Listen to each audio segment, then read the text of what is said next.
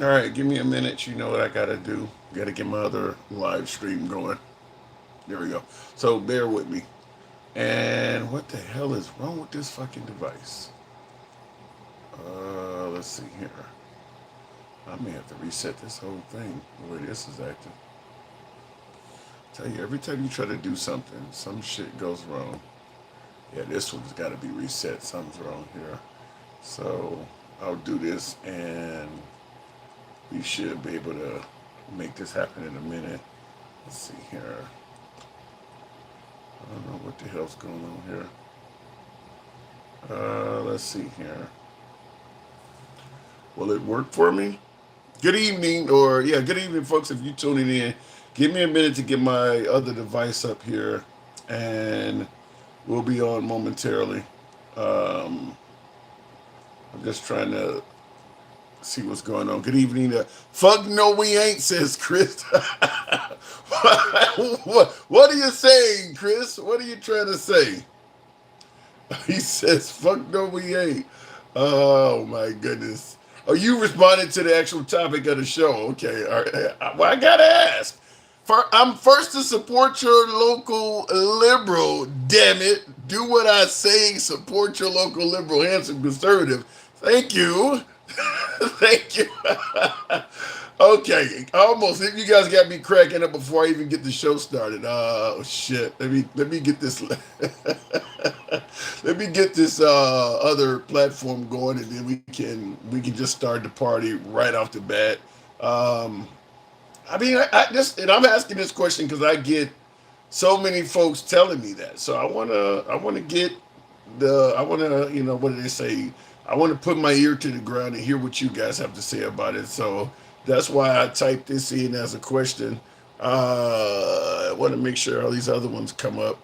So we're gonna be live on all of the main platforms as usual. But I do want to ask this question, and I'm sure I'm going to get other comments that are very similar to what my man said. Fuck no, we not. All right, let me see. I think we're ready. I think we are ready. Um, Let me see if it works here. In the words of Debbie Gibson, I think we're alone now. Okay. Good evening, folks. Welcome to the program. It is indeed your boy Tim, the handsome liberal, depending on who you ask. Figured I'd come in here Saturday night live broadcast. One of the things I'll tell you that's I'm kind of happy to say is it's a slow news day. In the era of Trump, I'm always happy to say that because under President Trump, news moves so damn quick. And usually, when it's a busy news day under Trump, it's usually not good. So I'm happy to say that so far this weekend it's been a slow news day. Nothing of significance has been said about Trump other than I don't know why my graphics are going back, but nothing of significance has really hit hard. So that's a good thing for President Trump. I'll tell you this to some degree, and maybe this is just me, even though I'm a content creator, which is the last person you would expect to say something like this, but I kind of long for the days of politics being a little less interesting, a little bit more boring. I mean, it's gotten too interesting, and as I just stated, it's generally not it's not for good. It's not like we celebrating all kinds of unity and accomplishments and great things happening. It's usually when you hear something going on in the news in this current administration, it's usually something bad. So I'm kind of happy that we're having a slow news period just for now. I'm sure it'll pick up under President Trump, and it will pick up rightfully so. I'm sure that won't be long. Anyhow, what I do want to tackle is the fact that I've been getting criticized heavily for how I run the program, for how I communicate in regards to politics, and even some of the things I've said as of late. And if you've been watching the program for any length of time, you know I invite criticism. I don't run from it. I do address it. So today's show is going to be just that. I want to ask, are the Democrats, are the liberals being too hard on President Trump? Are Democrats unfair to the president? And I'll give folks plenty of time to speak on this. And hopefully I get plenty of my beloved MAGA up here. I do want to get some MAGA up here. I want to hear, are Democrats being too hard on the president? Are liberals being too tough on him? Because that's what I often hear from folks on the right in my in my personal life. You know, when we're talking politics, I get DMs and folks on the show that say the Democrats are just, what is it? Trump derangement syndrome. I believe Trump derangement syndrome is a perfect example of folks indicating that you're too hard on the president. You're just looking for reasons to hate the man. So we're going to have a show in regards to that. And I see in the comments, Humble Thoroughbred King says, you should be ashamed of yourself. You kind of remind me of the bystanders after the loss of Renee Nicole Good. Shame, shame, shame. What did I do? Why should I be ashamed of myself? Wow. But in the comments, one of the viewers said I should be ashamed of myself. So we do want to hear justification for comments like that.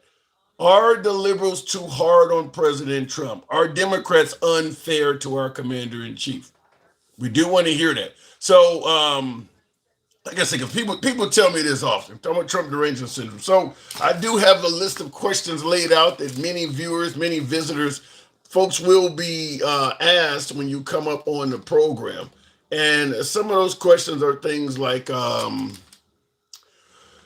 ooh, why do Democrats, liberals, and blacks hate him so much? Ooh, I'm going to ask you that. Why do Democrats, liberals, and blacks hate Trump so much? Is there any hope to reverse his image with Democrats? I'm going to ask you that. What would a Republican victory in the midterms look like? Midterms are only, what is this, the fifth month? Midterms are in the 11th, so 6 months. A little bit less than 6 months because it's past the fourth. So, what would a Republican victory look like in the midterms? And I see Casey Bodega says Uncle Tom. I don't know if you got an uncle named Tom. Unfortunately, I'm not related to you, Bodega, so I'm not your uncle, but I appreciate the input. So, what would a Republican victory in the midterms look like? And I have to throw this out as an olive branch. Why do you think MAGA loves Trump so much, despite his campaign promises mostly not being met, the economy and other metrics we normally judge a politician on? MAGA still remains very strong for President Trump. I got MAGA that believes he is the best president in U.S. history. Yet, as I stated, most of his campaign promises have not been realized. The economy is not in good shape, and there are a bunch of other metrics we normally judge a president by that President Trump's not doing well with either. So why does MAGA love him so much? Last but not least, this is one the Democrats may favor hearing. If the Democrats win in the midterms, I need to hear three things you want them to do immediately. Let's say the Democrats walk away with both the House and Senate. I want to know three things you want the Democrats to do immediately. Keep in mind, the Republicans may win in the midterms, but let's say the Democrats have a nice, resounding victory. Three things you want the Democrats to do immediately. So that's going to be the program. I was going to ask you folks, why do we invade Iran? I'm still not certain why that has happened. And it may come up on this show and many other shows. I'm just being honest with you. I am still not for sure why we invaded Iran. I mean, I don't, other than shit, to me, it sounds very similar to why we went into Iraq, whereas history has shown that they didn't have weapons of mass destruction under Saddam Hussein. There's a lot of evidence to suggest Iran was not developing a nuclear weapon either, including our own intelligence. So you guys can help me out with them because I'm still trying to figure out, why did we invade Iran? They don't seem to be who we portrayed them as, and the reason for why we gave doesn't seem to exist. We never found weapons of mass destruction in Iraq. I don't think we're ever going to come up with actual proof that Iran was about to acquire a nuclear weapon. I don't think that proof is ever going to materialize, no more so than the evidence or the allegations against Saddam Hussein. I think it's going to be very similar, that history is going to um, leave us with no proof that either one of these countries were doing what we said they were doing as a reason why we invaded them. I don't think Iran, we're going to ever see actual proof that Iran was that close to developing a nuclear weapon. Just like we'll never see proof that Saddam Hussein had weapons of mass destruction. So looking in the comments real quick, let me put on my spectacles. Somebody's chastising me. Dirty Money, I like that name. Dirty Money says, what the fuck? Saddam used poison gas multiple times. We said he had weapons of mass destruction. We didn't come away with weapons of mass destruction. We didn't even find weapons of mass destruction. Yeah, he apparently used gas on his own people, but the stuff we said he had, Colin Powell is showing us satellite photos of what looked like tanker trucks. None of that stuff was found. None of that stuff was found. So it is what it is. Gas is a WMD. Look it up. That ain't what we were talking about. Come on now, Dirty Money. When we talked about invading Iraq because they had weapons of mass destruction, wasn't nobody talking about fucking gas. That was not what they were talking about, and you know that. You can spin it if you want, but that's not what we were. You didn't hear anything about America suggesting we need to go and stop them because they have gas. We never talked about that, and I'm not denying what you said that they were doing that. But that is not what we were told. It was not about going and finding gas chemical agents. That was not what that was about. Tim, you consistently look like an idiot because normal people are millions of miles ahead of you on information. Says, why even try Brotendo? Let me know what information that people are you say is miles ahead of me, millions of miles ahead of me. Why even try? Appreciate the support, but let me know, because you're saying I don't look like an idiot occasionally, not sometimes. He said consistently, because people are millions of miles ahead of me. Let me know what they're ahead of me on, and we'll go with that. So looking in the comments, and by the way, tap the screen, get us up to 10,000. You know how the program is ran. We'll take the first caller at 10,000. Debbie says that's not true. Thank you, Debbie. Appreciate that. I just settled all my lawsuits. Thank you, Debbie. Kind of the opposite of what Eminem says. But yeah, he says people are millions of miles ahead of me. Why? Because they raided the museum.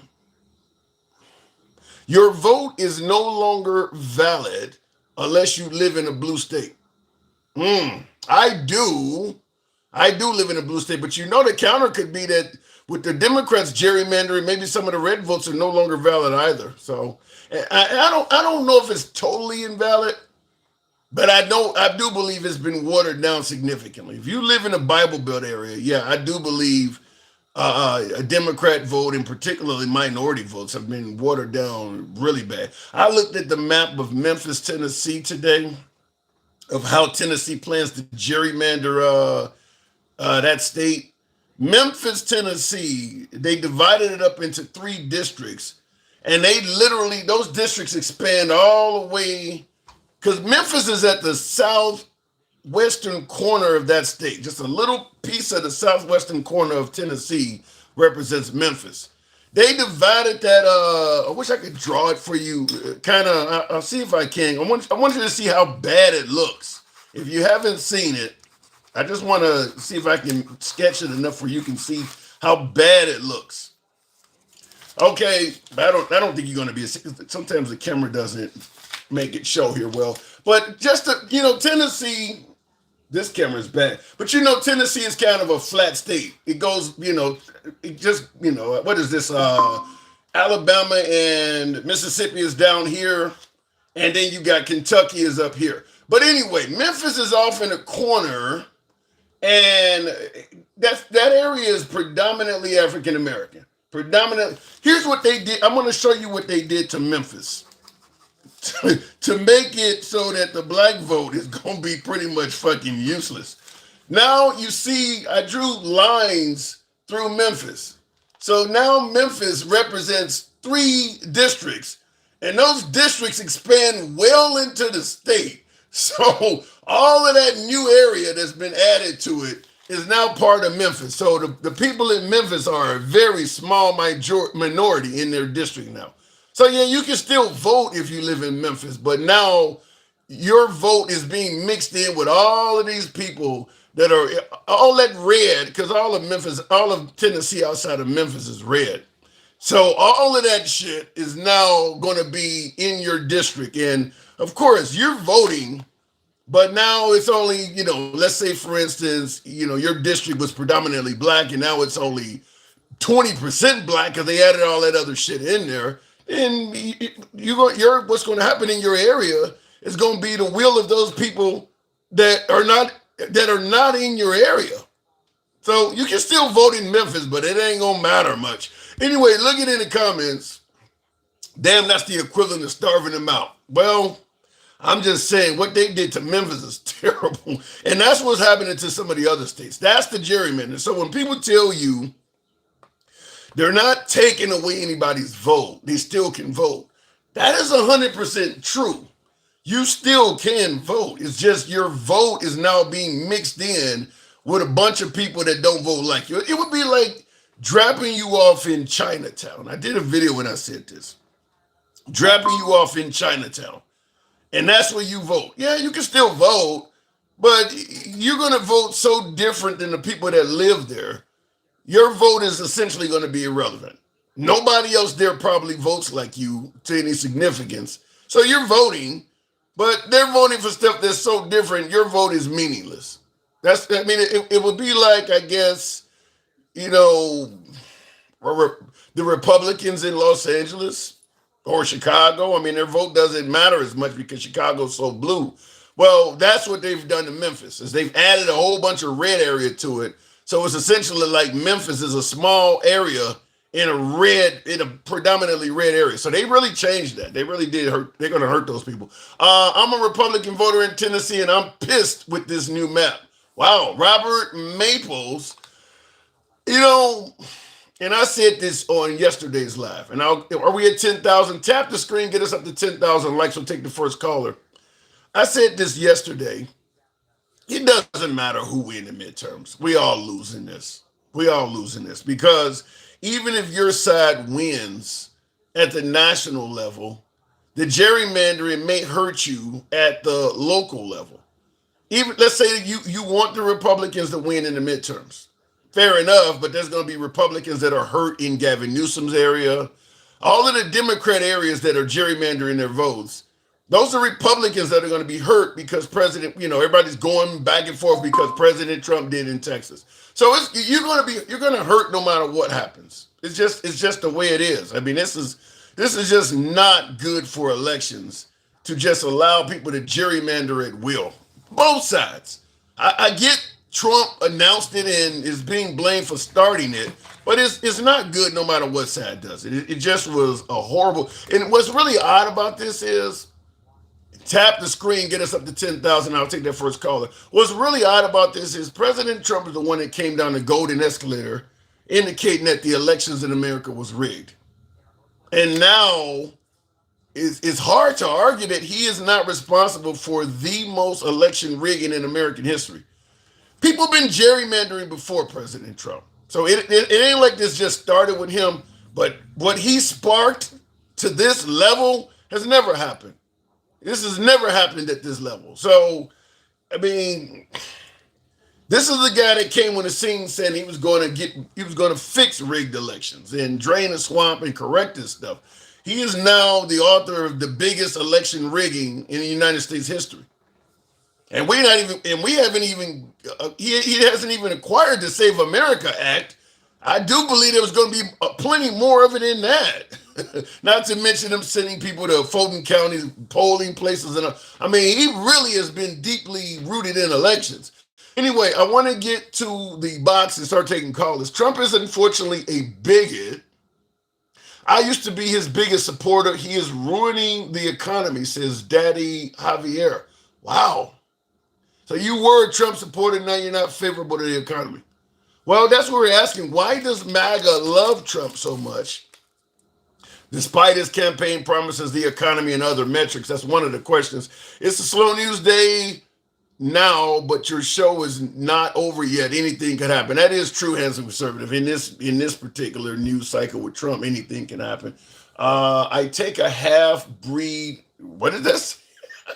I take a half breed Asian or black, but me as a half breed white, I can't help my people carry on. I don't know what you're getting at there. And natives get nothing, nothing. We are more of a minority than you and got no special representatives. Well, Dakota, I think, how the hell that happened? So anyway, I think it is because the Native Americans, in my opinion, probably got treated so bad by the white man, they don't want nothing to do with assimilating. The Native Americans do not assimilate into the country like, let's say, the African Americans that you're indicating were not treated as bad as the Native Americans. And I'm not arguing your point, but the Native Americans don't really get involved in politics. They're not holding marches and stuff. They're on the reservations for the most part. They stake to themselves and they're just like, fuck it. Fuck it. We're not even gonna get out there. I do believe if they were doing the same stuff as African Americans, complaining, marching, getting more involved in politics, they would be mixed into society more. So we'll leave it at that. Democrat states also seem to be the ones who have laws against it. We need some federal laws in some of these cases. That's what we're going to probably end up needing. Straight Edge. Good evening, Straight Edge. Welcome to the program. If it brings them up, your vote is no longer valid. Oh, I saw that. Real quick, I tried to bring up Straight Edge. Don't know if it'll bring them up, but tap the screen. By the way, help your boy out with the hat, mustache, TikTok cap goals. You know what I always say. What cases, Duke? I don't know. That I don't know. Trump is unfortunate. Oh, I saw that. Why am I? Some of my comments are acting really funky here. Civil Rights and Voting Rights Act were federal laws. True. Y'all saying Trump's helping the economy. Americans' minimum wage is $8 and it's 3 times as much where I live. What's your point? I don't get your point because Trump ain't did nothing for the minimum wage. So I don't get your point on that. We'll try to bring up another guest. Don't know what happened with my last one. Are we at 10,000? Yes, we are. We'll start out with Mike, the boss. Good evening, Mike. Welcome to the program. I was saying I don't need special representatives because I'm white, even though I'm technically from somewhere else. Who said you need special? What do you mean by special representatives? Well, you're the majority. So I get what you're saying. You're saying that blacks want special representatives and whites don't need it. Mike, good evening. Mike, are you there? Hang on a second. I think my audio is jacked up. Okay, yeah, I can hear you. What up, Brody? Not much at all. Huh? Excuse the background. I said, excuse the background noise. Is it loud? No, right now it's good. Right now it's good. Sound like you're out walking through grass or something. Nah, I'm at. Hold on. Give me 1 second. Just 2 seconds. Okay. And I see Duke says, oh my, more crying. What are you indicating, Duke? That my first guest is about to cry? Is that what you're trying to suggest?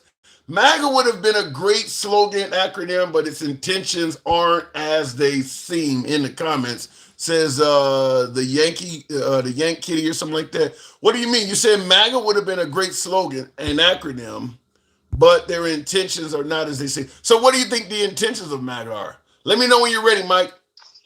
I'm ready. Okay. I'm ready. So what's going on, brother? Not much at all. Fortunately, it is a slow news day, but I do want to play something because I'm asking the question of, are the liberals, are the Democrats too hard on President Trump? What say you for that question, first of all? Absolutely not. I don't think they're hard enough. If you ask me, Can you be too tough on fashion? Too tough on what? You break asking for a friend. You break it up. I didn't hear what you said. Too tough on what? Can you be too tough on fascism? Oh, well. I said, can you be too tough? I hear you. I hear you now. Fascism. You know, President Trump, Carolyn Leavitt, J.D. Vance have all said calling Trump a fascist is what led to people trying to take his life.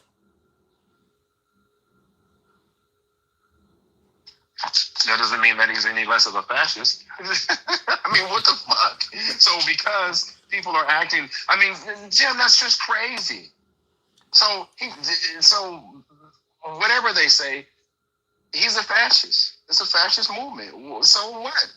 Stop being a fucking fascist. What are we talking about here? I'm just saying they're saying that people are calling him Hitler and all this shit, and they're overdoing it. I want to. Stop acting like him. Well, do you really think he's acting like Hitler, Mike? Yes. It- Before Hitler finally did what he did, there were steps before he got there, right? right, the 30s. Simple. Yeah. So, listen, they want us to wait until it happens. Ooh. Before we say, oh shit, he's there. I'm not waiting. What the fuck are we talking about, Tim?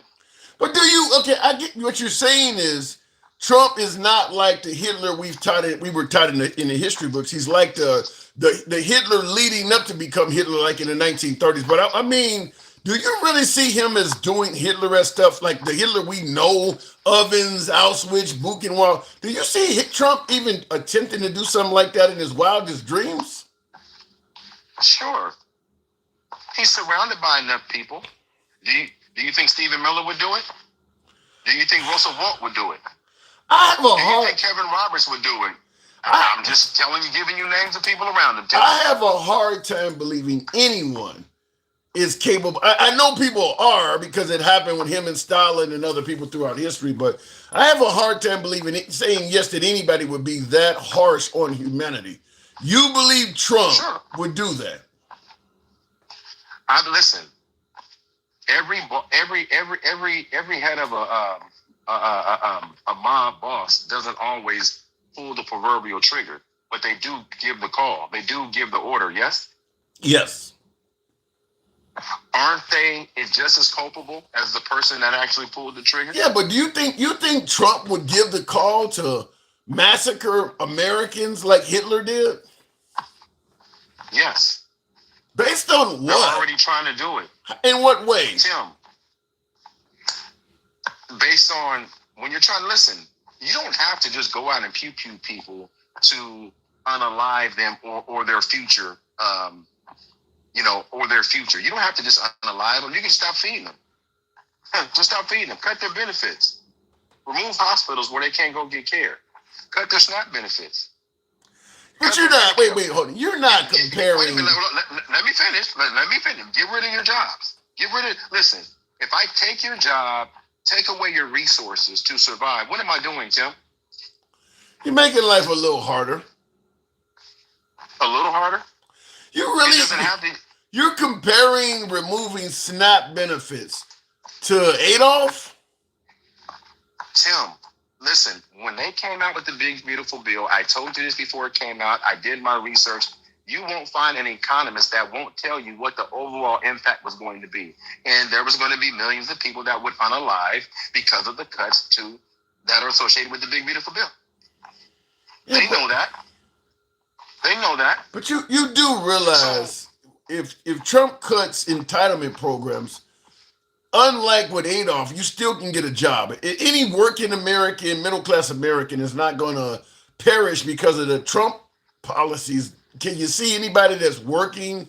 I mean, because there was a lot of Jewish people in Germany that had their own income and was taken from them in addition to their lives. Look, you can spin it and dance and put skates on and slip and slide all over the place all you want. You guys are ignoring I'm going to go back to it. Ever since I met you, I've been telling you the same shit. How often have I been wrong, Tim? I don't want you to be right on this at all. In the comments, Hanson, I don't want to be right either. I would rather be wrong. But I've given you resources. I've read their own words to you on your live. We've talked. Listen, I would love to be wrong. Listen, if I'm wrong and I had to eat crow, I would gladly eat that crow. No problem. I want that to be the case. But let me ask you this. We're watching it right now. Why do you think all these red states rushed to do this redistricting? Why do you think they did that? I mean, they still have some of the mentality of the past, but I don't think they're trying to go Adolf on people. Real quick in the comments, hang on, hold on. Hanson Conservative says, with respect, he's talking about you. He says, without due respect, this is the problem. Democrats really believe this stuff. Enough said. He said, I don't believe there could be a further stretch than what you're talking about. Fine. Then go read Project 2025 and Kevin Roberts' book and tell me I'm wrong. See, here's the thing. None of them that are saying that have read the shit that's out there. Ask Handsome Conservative or Duke in the comments. Just put a yes, Duke. And since you never want to come up, have you read Project 2025?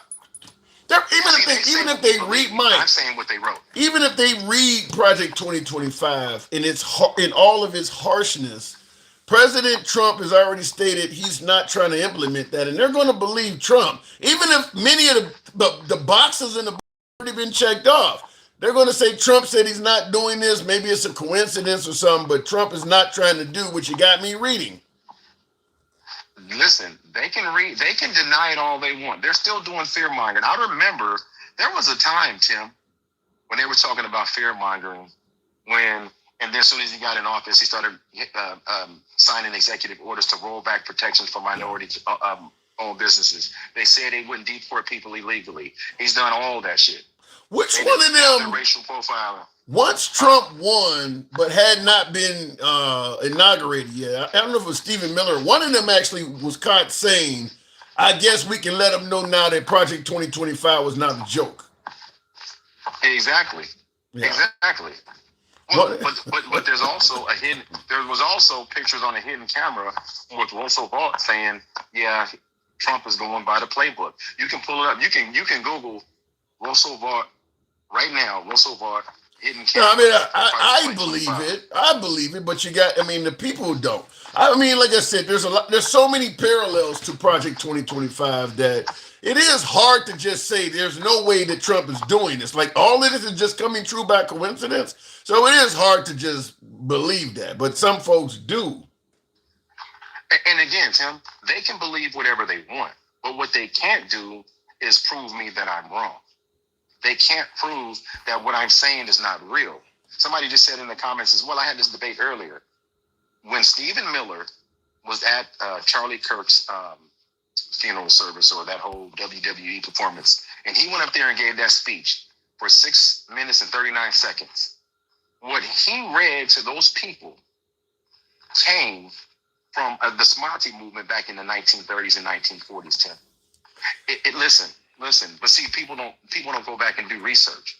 All I've ever said, and I'm going to continue to say it, and I don't give a fuck what they believe, because the one thing that Duke will never do, the one thing that Straight Talks will never do, or any of the detractors, was come up. I'll pay your galaxy. I'll pay it for you to come up and debunk what I'm saying.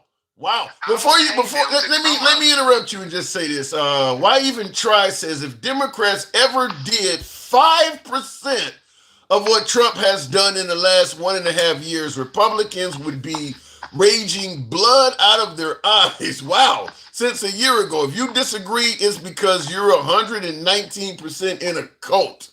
So he's saying that the Republicans would never allow the Democrats to do what they have done. These motherfuckers is worried about one or two people going in bathrooms. I'm talking about a fascist movement. Listen to what we're talking about, Tim. Listen. Do me a favor, real quick. Sure. Do me a favor, real quick. Type this into your Google search, real quick. Heritage Foundation says Trump administration has implemented Project 2025. Now, this source is going to pop up. It's going to be directly from the Heritage Foundation website. So this is not me. This is them, and this is from his first term, Tim. It's going to come up. It's going to be, I think, September 23rd of 2018. See if it comes up. Well, AI Overview first comes up. You see a website that says Heritage Foundation? It's going to be the very first headline. Yes, it just says Project 2025. Does it go to their website? I'm sure it's a PDF file, though. It literally Yeah, is yeah, Project yeah. 2025. Right, right. And it's going to say that the Trump administration has accepted 68% of Project 2020 in his first term. In his first term. Mm. So this is my thing. So everybody, all of the Trump supporters and the Dukes and all Now the wait a minute, hold NSAs and on. all of them that Let me come to make these something conferences. clear to you. While you're Huh? chastising Project 2025 and saying that how much of a threat it is to society and that Trump is trying to implement it, you got to first be certain that first be certain that a lot of MAGA find Project 2025 to be a bad thing. Some folks will look at a lot of shit on there and say it's the right thing to do. Again, and if they are, then they're part of the fascist movement. Tim, you can't have a fascist movement by yourself. Look. And said, listen, look, Luke, I know, and that's why you're such. He keep calling me Jasmine, but he won't bring his pussy ass up here to have a conversation. It's funny how that works. But listen, yeah, and I said it that way for a reason. I don't care if they believe it, Tim. It exists. Yeah. I don't care if they believe it exists. They've admitted it. They've admitted all of these things. Yeah. Now, they can push back and walk in the dark, but here's the thing about what they can say. They will never be able to erase it because it's a 922-page document. No, it's not going to be a matter of erasing it. History is going to feature folks saying, we never tried to do that. And when you point out the bullet points to saying that they have, there'll be ways to deny. I mean, hell, we can deny why the Civil War was started. I mean, so we'll find ways to deny those bullet points are ever implemented by Trump. Again, Brendan Carr, Russell Vaught, Peter Thiel, Kevin Roberts, all of them were contributors to Project 2025, and they're all in this orbit. Stephen Miller is a white nationalist. Stephen Bannon is a white supremacist. Are you not even going to debate that one, are you? I mean, we already know who they are, right? They're just joking, Mike. They're just joking. Here's the thing. Yeah, until they're not. Yeah. Yeah, until they're not. Yeah. And let me tell you, in every era, to all you black men out there, or black women out there that think like Duke, there's always look. Every Django needs a Steven.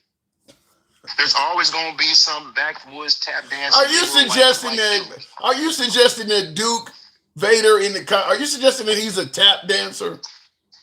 No, I'm not suggesting. I'm telling you. See, here's the difference about me. I'm not going to obfuscate anything.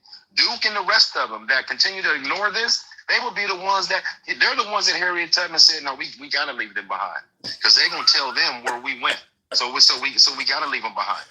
I'm just calling it what it is. And here's the thing, Tim. If they were truly serious about what their position was, they would go research because guess what? If I'm wrong, you guys can just call me fear mongering. But if I'm right, where will our country be? But instead of them going to figure out if I'm actually being right or not, they're willing to just go, yep, fear mongering, and they don't want to research anything. I can source everything that I'm saying. I can source everything. And not only can I source everything, I can source it coming directly out of these people's mouths. Yeah. Like I said, they're going to just say what the people were saying where it was a joke or you're taking it out of context or something. So, I mean, sure. History. I'm going to ask you this before I go. Sure. I'm going to ask you this before I go. If they think there was some magical moment, like on Men in Black, where racism just went away, where they held a pin up and everybody just stopped being racist, can they tell me when that moment was? Can they tell me the moment in history where racism just went away? Because I can show you video from the 70s where white folks were marching, having parades to keep us out of certain neighborhoods, where there were little girls in high school and high school girls and high school boys, little white boys marching around telling little black kids, calling them the N-words in 1974, 1975. Well, it's not about holding up a pen and making racism go away. The response is going to be, it's been marginalized and outlawed so much so that it's so minuscule that you're making a big deal about something just to keep us from progressing. So why, and you can Google this too.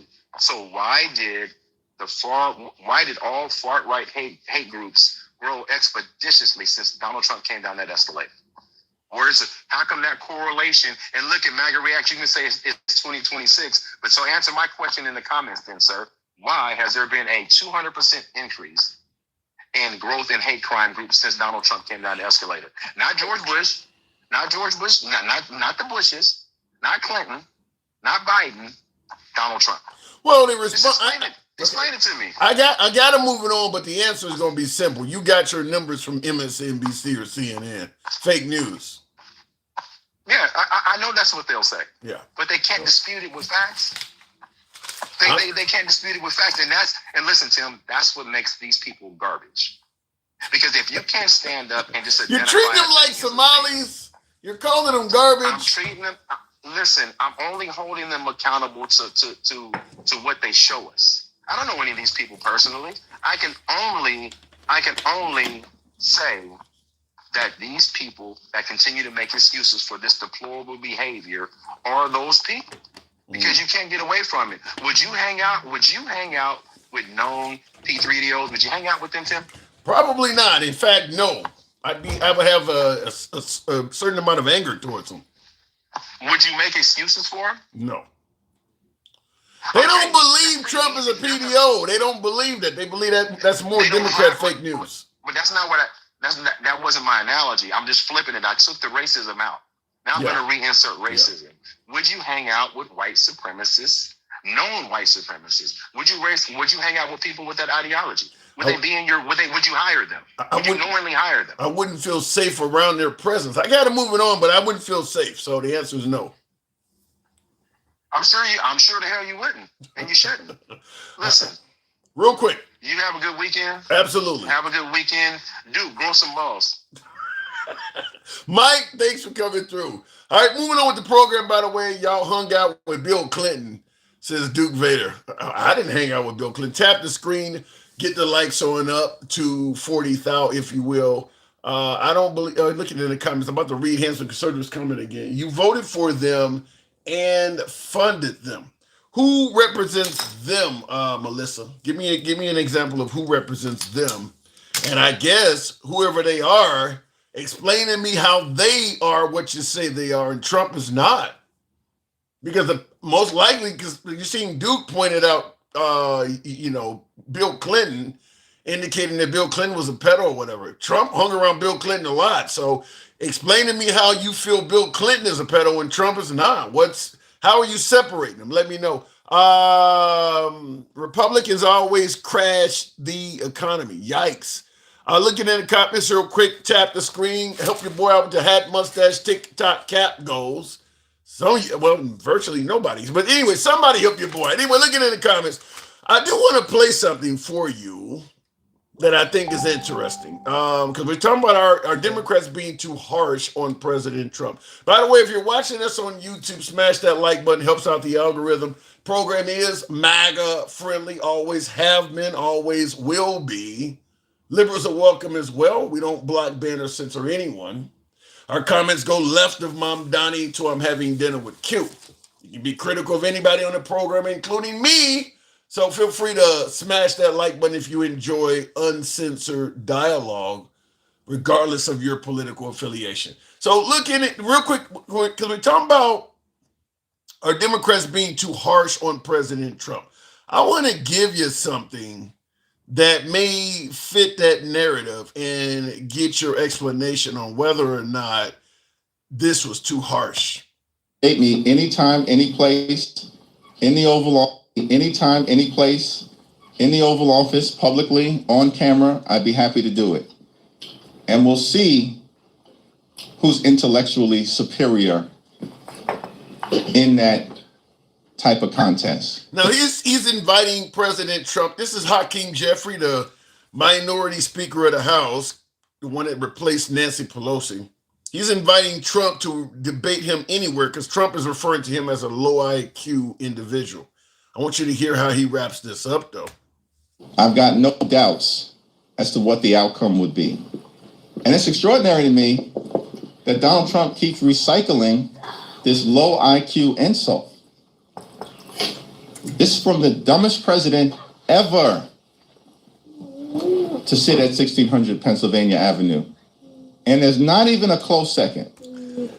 The dumbest president ever is what he said. Are Democrats being too harsh on President Trump? That's a scathing insult. Wow. The dumb. Now, I know some folks on the right suggest President Trump is the best president ever.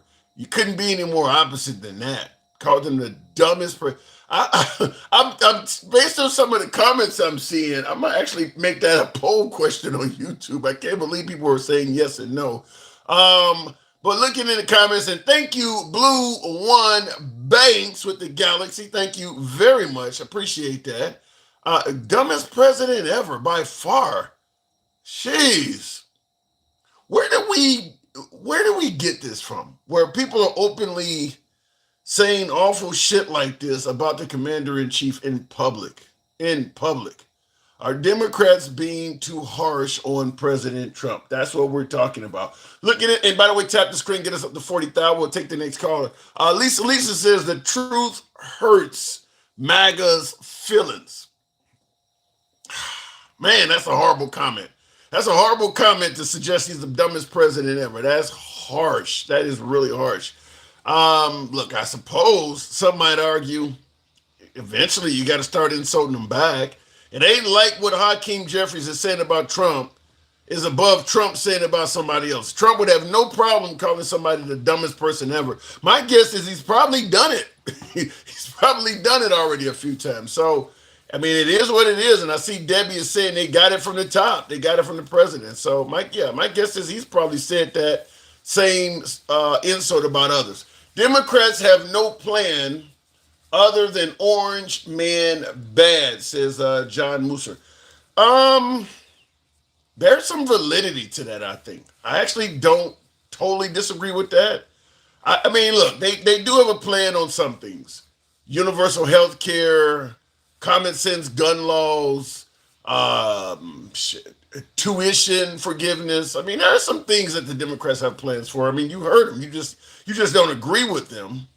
But I do also agree that orange man bad the Democrats got to come with more than that. You can't just say Trump sucks. You got to have something better to replace him with. Because Trump is really good at making huge promises. In fact, I still talk to a lot of MAGA every day that are waiting for those things to come true, even though they don't look like they will.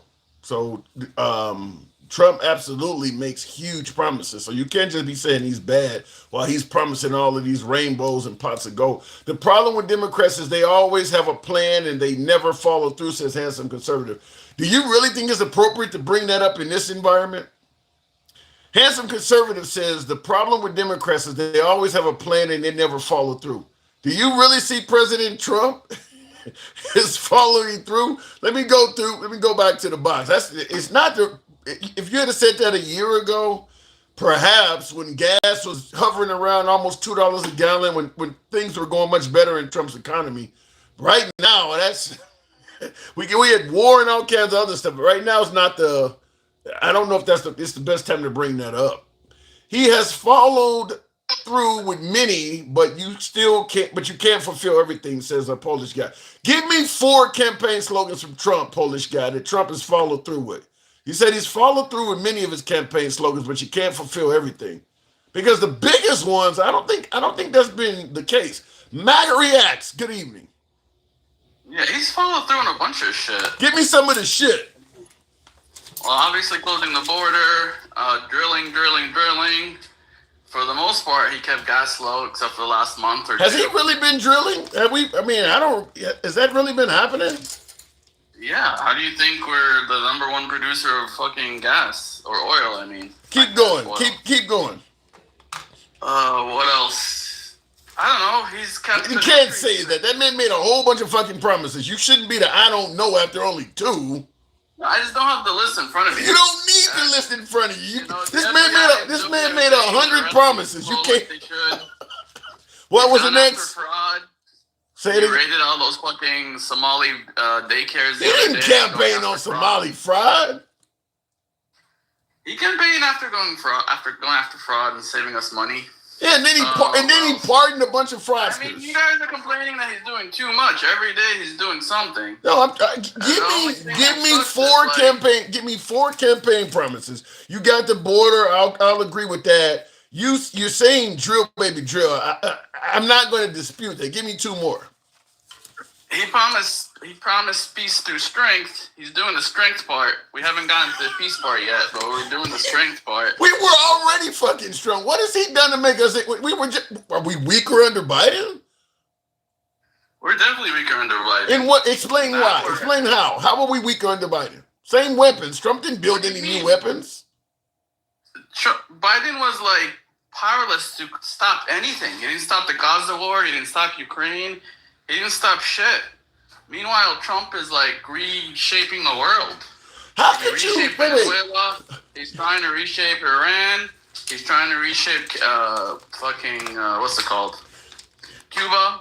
Wait. You're giving Trump credit for stopping wars. You mentioned Gaza, and then you're blaming Biden for war start. You do realize under Trump, multiple wars have started, and we've been responsible for them. How do you see that? Oh no! Only one war. It's only fucking Iran. Well, other war has been started. Okay, well, let me just say this. Sexy Red sent the Galaxy. I want you to go to Instagram, and that way we can make this happen, because we know what happens if I bring you up on TikTok. No, Instagram's too buggy, man. Remember last time I couldn't even get on. I had to. She's been on before plenty of times. It must have been something with you, because I had her on yesterday. She was the first guest. So I don't know what happened. Well, she could be on Instagram, and I could talk to her from here. That's what we're going to do. That's what I'm suggesting. I didn't tell you to go to Instagram. I'm telling her that. Oh, okay. I thought you were saying me. No, I don't want to go. Okay. Anyway, what else? Oh, you know what's funny? You keep mentioning him going after Greenland, but what's been happening with all our bases? You know, you got UK, you got all these countries telling us we can't use our own fucking bases. Isn't the whole reason to get Greenland so people can't tell us we can't use our... No, you don't... Listen. That's like me... Hold on. Everywhere else is... That's like me... No, that's like me being nice enough to let you stay at my house, and then I find out you're launching bank robberies from my house. You got to get the fuck out. I mean, they're okay with bases for defense, not bases for offensive missions. Sexy Red, hold on. Sexy Red, can you hear me? Go ahead, Maggie X. I don't know if she's on or not. By the way, all she has to do is let you talk more, and also don't talk about elections. It seems to be the big trigger is elections. When you talk about elections, that's when you get flagged. But also, she's got to let you talk more so the fucking AI is not listening to her too much. Because I think that's the main difference. Because I talk about all the same shit she does. Well, listen, she's using a lot more four-letter words and things I think they're picking up. But what I want to ask is, you gave me... Like there was that guy the other day, the QAnon guy the other day, and he never got flagged. And I realized it's because he kept pausing and letting you talk. And I think that's the trick. Keeping your sentences short so you don't trigger the fucking AI trigger. But you really do believe that Trump has met a bunch of his campaign promises? I mean, he's working on them. That ain't what I asked you. You want a participation trophy? It's not a participation trophy until the end. I mean, you keep scoring him mid-game. We're not even mid-game. We're still in like the first half of the second quarter. Since when is that? You're like, oh, he hasn't won the game yet, but it's the fucking second quarter. Isn't that what we are? Are you telling me? Hold on, sexy. Hold on. You're telling me we waited till Biden was at the end before we started judging him? We were judging him in the beginning too. No, we waited. Oh, hell no. Maggie React, you need to go suck on some dick or something. God, you need to go do something and go get educated, because you motherfuckers are the most dumbest. You give us headaches. I don't know where you get your fucking information, but on God, you're dumb. For one, we are not drilling like you think we're drilling. We have less now. Do you know that they are coming with tankers to take our gas and stuff? What are you talking about? Who's taking your gas? She got taken down. What the hell happened? They actually they dropped her.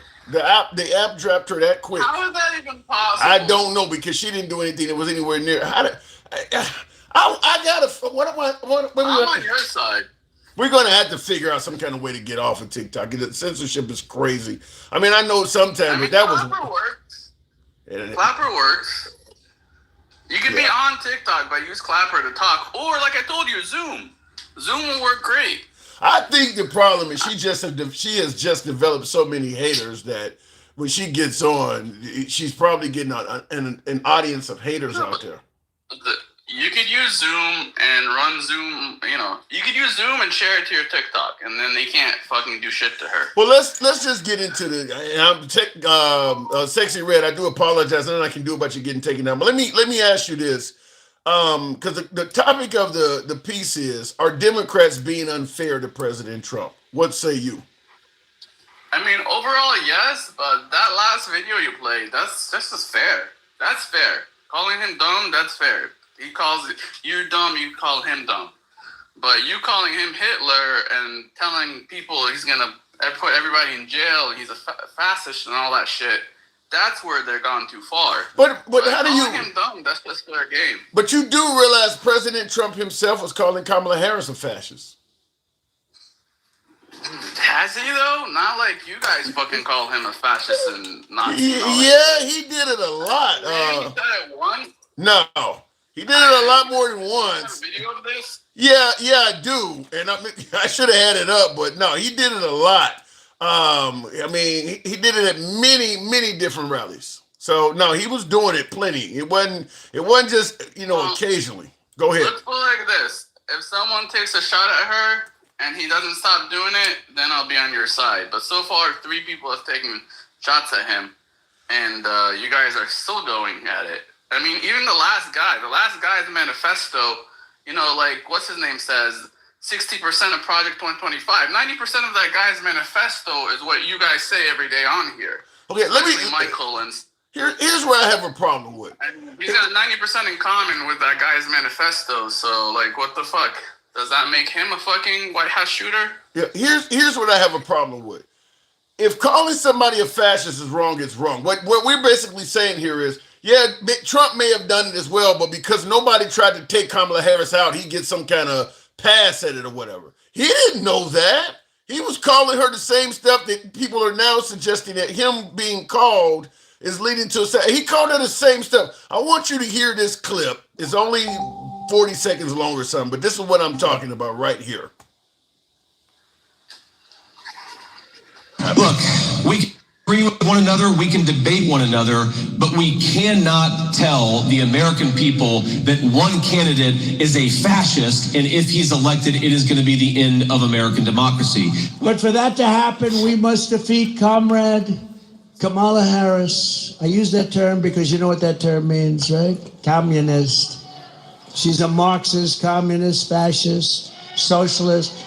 Somebody's got to explain this woman. This is a radical left Marxist, communist, fascist. This is communist, this is Marxist, this is fascist. But you know what? It's dangerous. I think this is a different kind of a race. All we have to do is define our opponent as being a communist or a socialist or somebody that's going to destroy our country. That's all him. So he clearly was saying it over and over again. What's the difference? Well, the difference is one of them, the way you guys paint Trump, he's going to put you in jail and unalive you and fuck you up personally. What he's saying is she's just going to do a bad job as fucking president and fuck up the country and destroy the country economically and shit like that.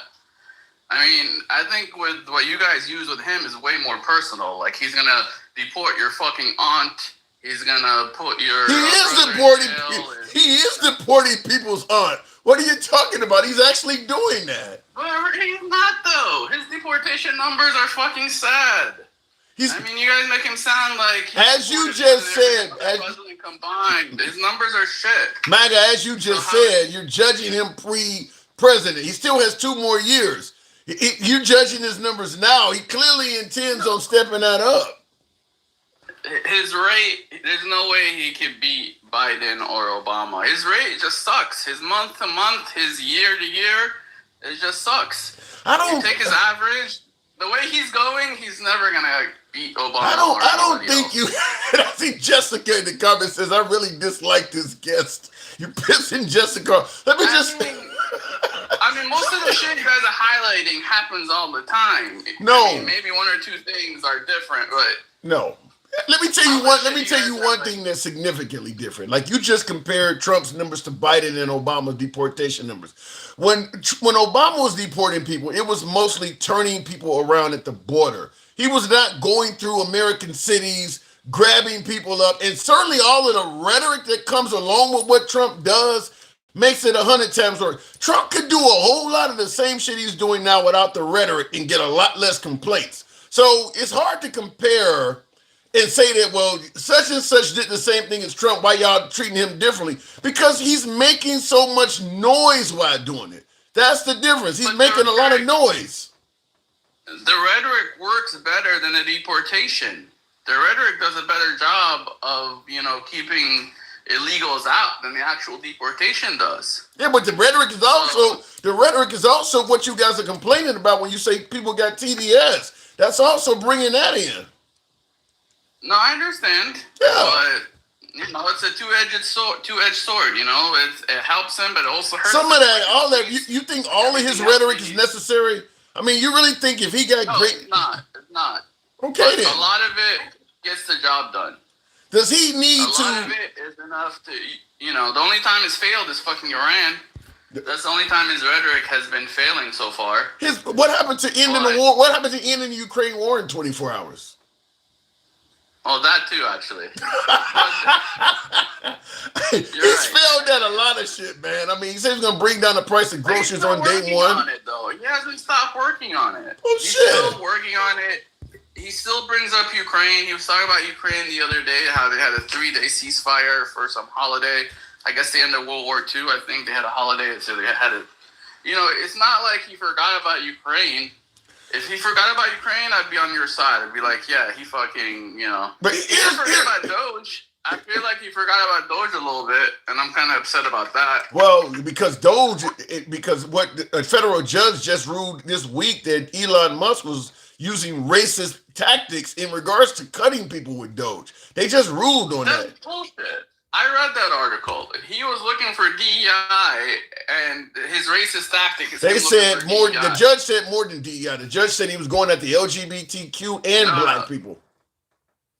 Yeah, that's all part of the DEI shit. But no, the news article hinted that it was more than DEI. But the federal judge, I believe the judge's quotes were, what he did was blatantly unconstitutional. I believe that was the quote from, oddly enough, here's what I don't get. When the Southern Poverty Law Center, they have just been accused of funding white supremacist groups by the DOJ. They've just been accused of that. And the right is taking that as face value. This guy was ruled upon by a judge, and you guys are, well, that ain't true. A judge that actually heard the case came back and said, this guy's doing blatantly unconstitutional shit. You're not taking that as face value, but you're taking the DOJ just making an accusation before the SPLC. First of all, it's not an accusation. We know that they gave a bunch of money to these fucking, they're saying they have a good reason to do it. I don't think the SPLA is supposed to be paying snitches and shit like that. They're not fucking cops.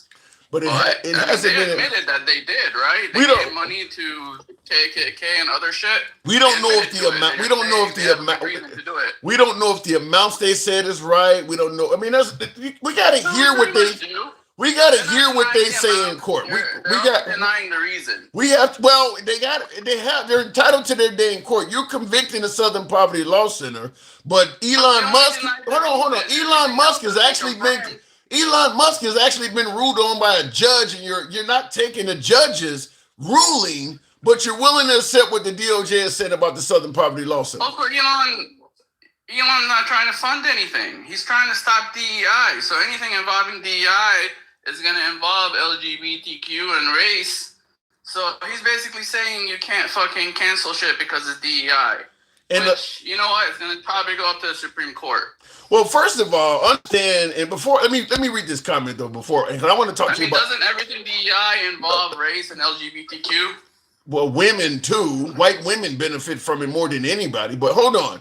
Hold on. Darkside Rider. Hold on. Hang on a second. Darkside Rider says Trump is the dumbest and illiterate president that we have ever had in office. He will go down in history as the evil, twisted Satanist. You think? The first half of that was fine, but you can stop before you got to Satanist. This is where you get the crazies going after him and, you know, getting shooters and shit. Well, Just stop short of Nazi and all that. You can say he's a fascist a little, or he's acting fascist, but, you know, just... let me ask you this, though. What's the difference? What's the word? What's the difference between calling Trump a Satanist, and I would never call him that, but what's the difference between using an insult like that, which is horrible, on the president, and President Trump saying Democrats hate America? What's the difference? I mean, I don't know. I mean, you want to kill... You're not going to kill someone for hating Americans. Bullshit, that's treason. That's a bunch of treasonous. I mean, that's what terrorists hate America. You're putting them in the worst case. You're telling me people in our country hate our country. That's a pretty bad fucking category. The word hate is not that specific. That's the problem. It ain't that specific until you... It ain't that specific until you level it at Republicans, and then they clearly know what it means. But when you do it to Democrats, well, it ain't that specific. Trump hates whatever. Just stop before you get to Nazi. That's all we're asking. But I'm trying to... Stop before calling him a demon. Stop before saying he's going to jail these people that, you know, the innocent people. You know, stop before the crazy shit. Do you believe it is wrong for a president to say the whole opposing party hates America? He didn't say that. He did. He did say, he has used that quote, Democrats hate America. He has actually said that. Yeah. He was talking, and we've had this conversation before. He was talking about a specific vote and the Democrats that voted against. How do you know that? Thing he was trying to pass. If he says Democrats, that's the context of that speech.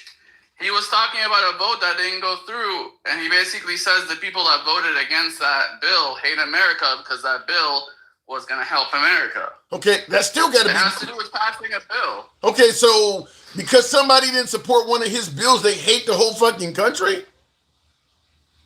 If the bill is meant to help America and they voted against it, I mean, yeah, every bill that comes out of Congress, only the leadership, it's not the fucking people. Every bill that comes out of the Congress or Senate, left or right, is meant to help some of America. Every bill can be used that way, and every bill can be viewed as you're hurting America some kind of way. Every bill that passes, every bill that passes helps some Americans and it hurts some Americans. You can say that about anything. I mean, and so the Democrats do say it about everything. So what does he mean when he says they hate America?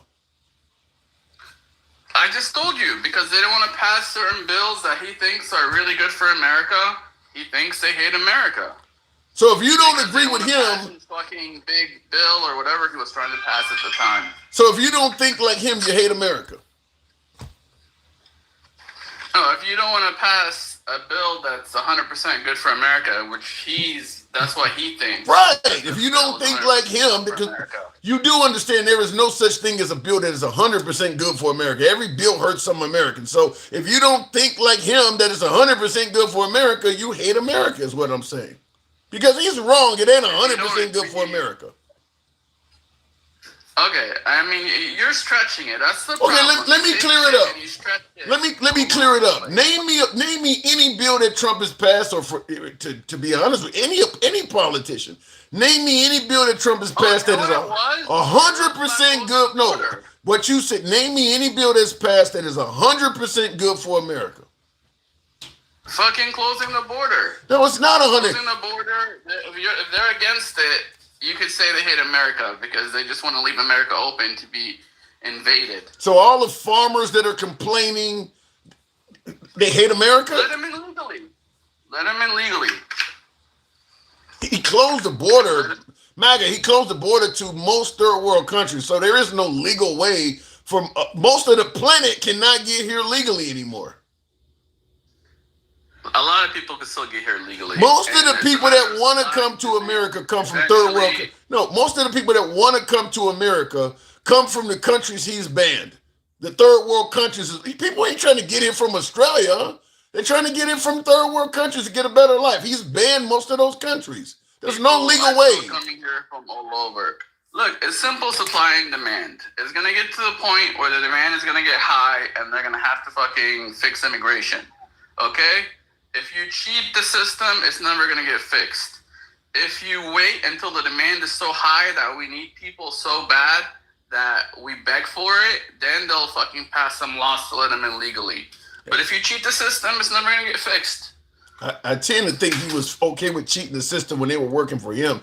In the comments, Darkside Rider says Trump lost his respect. Trump lost his credibility when he let Marjorie Taylor Greene have their fight. That's when it all went downhill. What do you mean? He lost his credibility when he let Marjorie Taylor Greene when he had their fight. So you're saying that he had respect before he got into a battle with Marjorie Taylor Greene? I don't know about that one. At least with MAGA, I don't think think you guys lost your respect when you went from hating her to liking her. I mean, every time you guys like someone just because they hate Trump, it just shows how dumb you guys are.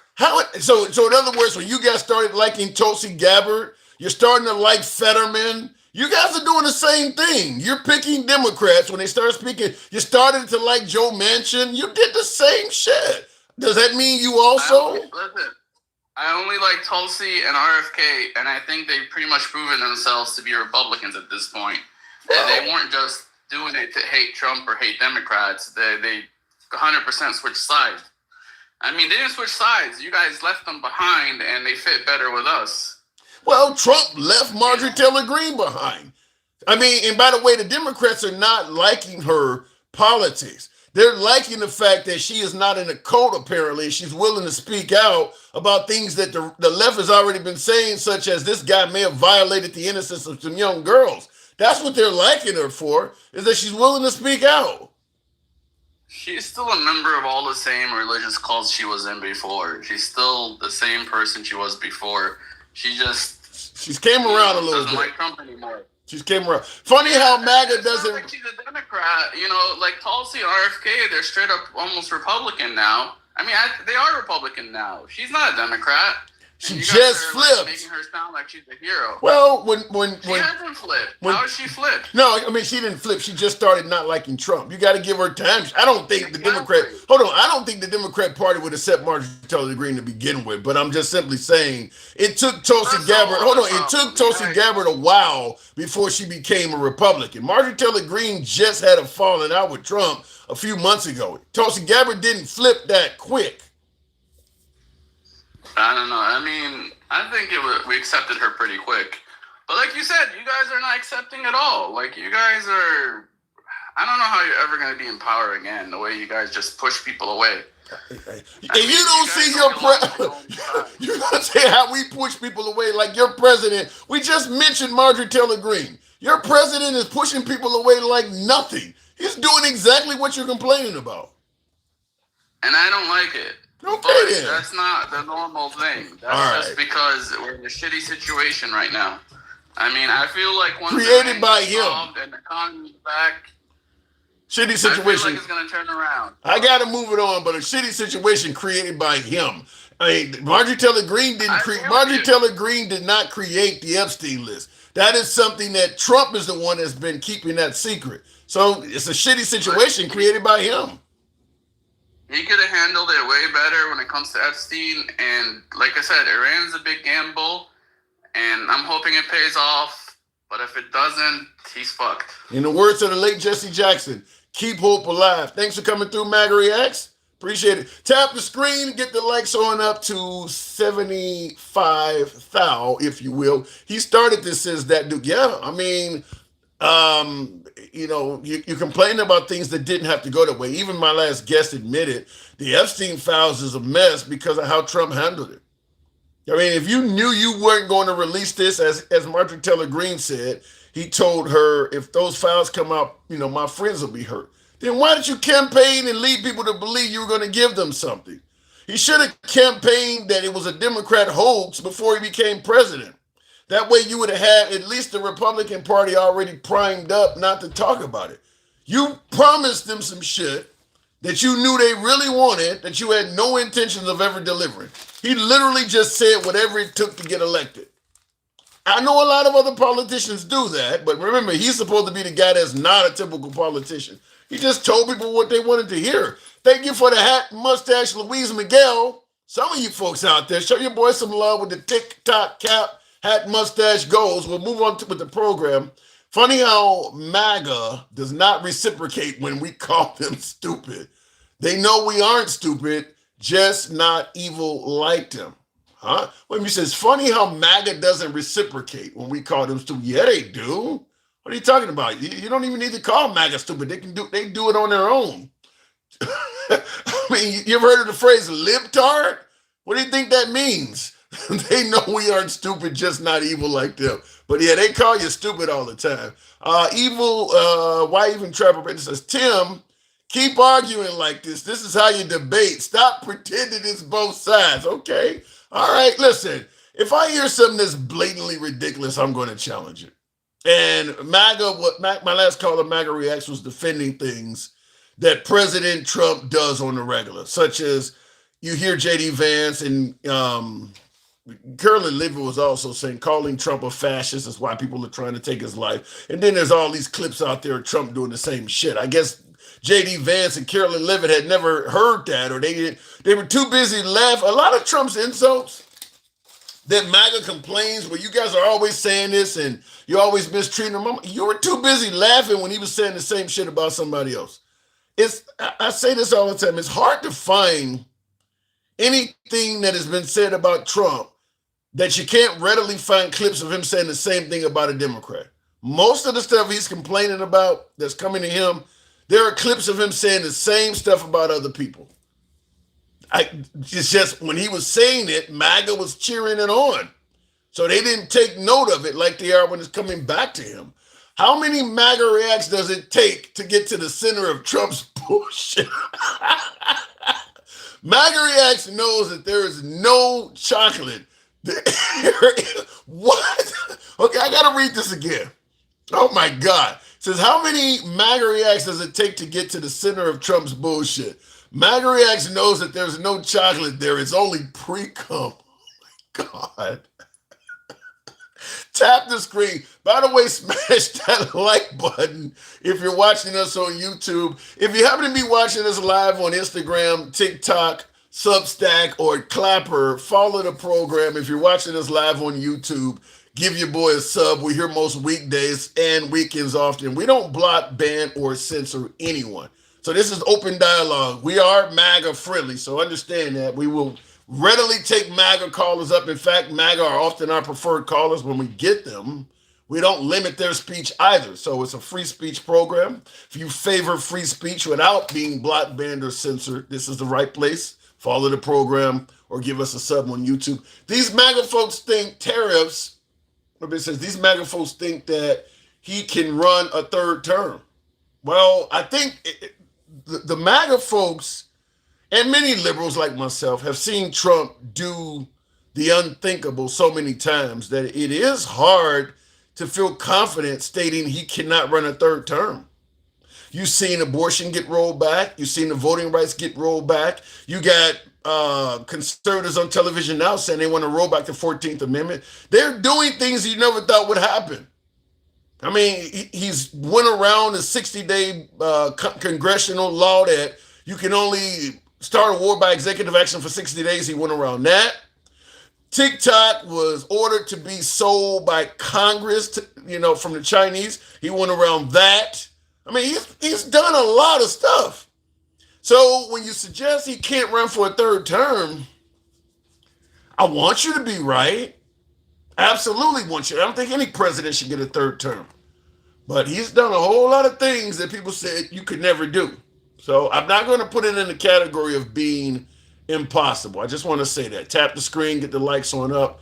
The one and only Duke Vader. Good evening, Duke. Hey, good evening, Tim. How's it going, bro? You know what I always say, hanging around like Jesse Jackson at a Klan meeting. What's going on? How's your weekend going? Oh, man. Where I started to say the old Blazing Saddles thing. But where the white women at? I get it. Where the white women at? Okay. Hey. So let me ask you. Now, you've heard the program. You've obviously heard a few things you disagree with. Am I correct? Oh, man. You know what? I love the message of the liberals. They hate Trump, orange man bad. Please keep running on that message all the way through the midterms. It worked for Jasmine Crockett, it'll work for you. Why do you think the liberals hate him so much? Oh, we don't care. No. I get it, but but there has to be a reason, right? The reason why the liberals hate him so much because they thought that their candidate was so smart, so intelligent, so much better, and that he was never coming back. They made so many promises. Look, he's never and when he did, then is an egg on their face. You know, Project 2025. Women are gonna lose their lives. All this sky is falling, and he ended up after 34 convictions, after Russia, Letitia James, Jack Smith, on and on and on, end up back in the White House, and they can't stand it. How do you feel about Trump as president? If you had to give him a letter grade like we did in high school, A, B, C, D, or F, what letter grade would you give President Trump so far? I give him a AAA right now. AAA? That means he can't do any better. Man, he can't do no better than what. Hey, right now, everything I voted for, this is the first president that since Reagan, that everything I voted for, he is doing. I mean, you liberals are absolutely crashing out, but I am celebrating each and every day. Just listening to y'all let me know that I'm winning. You ain't winning shit. Your guy is winning. You ain't winning nothing. That's why you at work every day just like I am. You ain't winning shit. The groceries ain't coming down for you. Your gas ain't getting cheaper. You ain't winning shit. Your guy is winning. Is he my guy? You voted for Trump, right? That's right. Yeah, your guy is winning. Let me ask you a question. Does the president work for you, or do you work for the president? This one, I think this one is one that. I didn't say this one. Does the president of the United States work for you, or do you work for the president? He's supposed to work for us. Hey, Raccoon, see, this is what you're going to get some balls now. See, this is when I say I got a coochie and I got bigger balls. I'm fixing to show you. This little sellout motherfucking Rowdy Raccoon right here, you're the biggest damn traitor, and you're a vet. You make me sick. And you said that you voted for all this shit. So you voted for women to be unalived like they did in Georgia and had her in an incubator, right? A dead woman, right? Then you voted for them to take back our voting rights. Shut your ugly. I want to hear him answer that. So, did you vote for this as she stated? I'm gonna let her do all the talking because here's what it is with TikTok. TikTok would take your page away for all the cursing. Keep on cursing. I like it. Go ahead. I just said what I said. Answer it. No, sell out.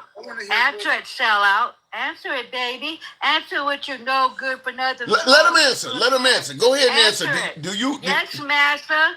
Yes, master. You house ninja. Did you vote for some of the? You voted for ICE to do what ICE is doing, right? Absolutely. Yes. I like. Guess what, ninja?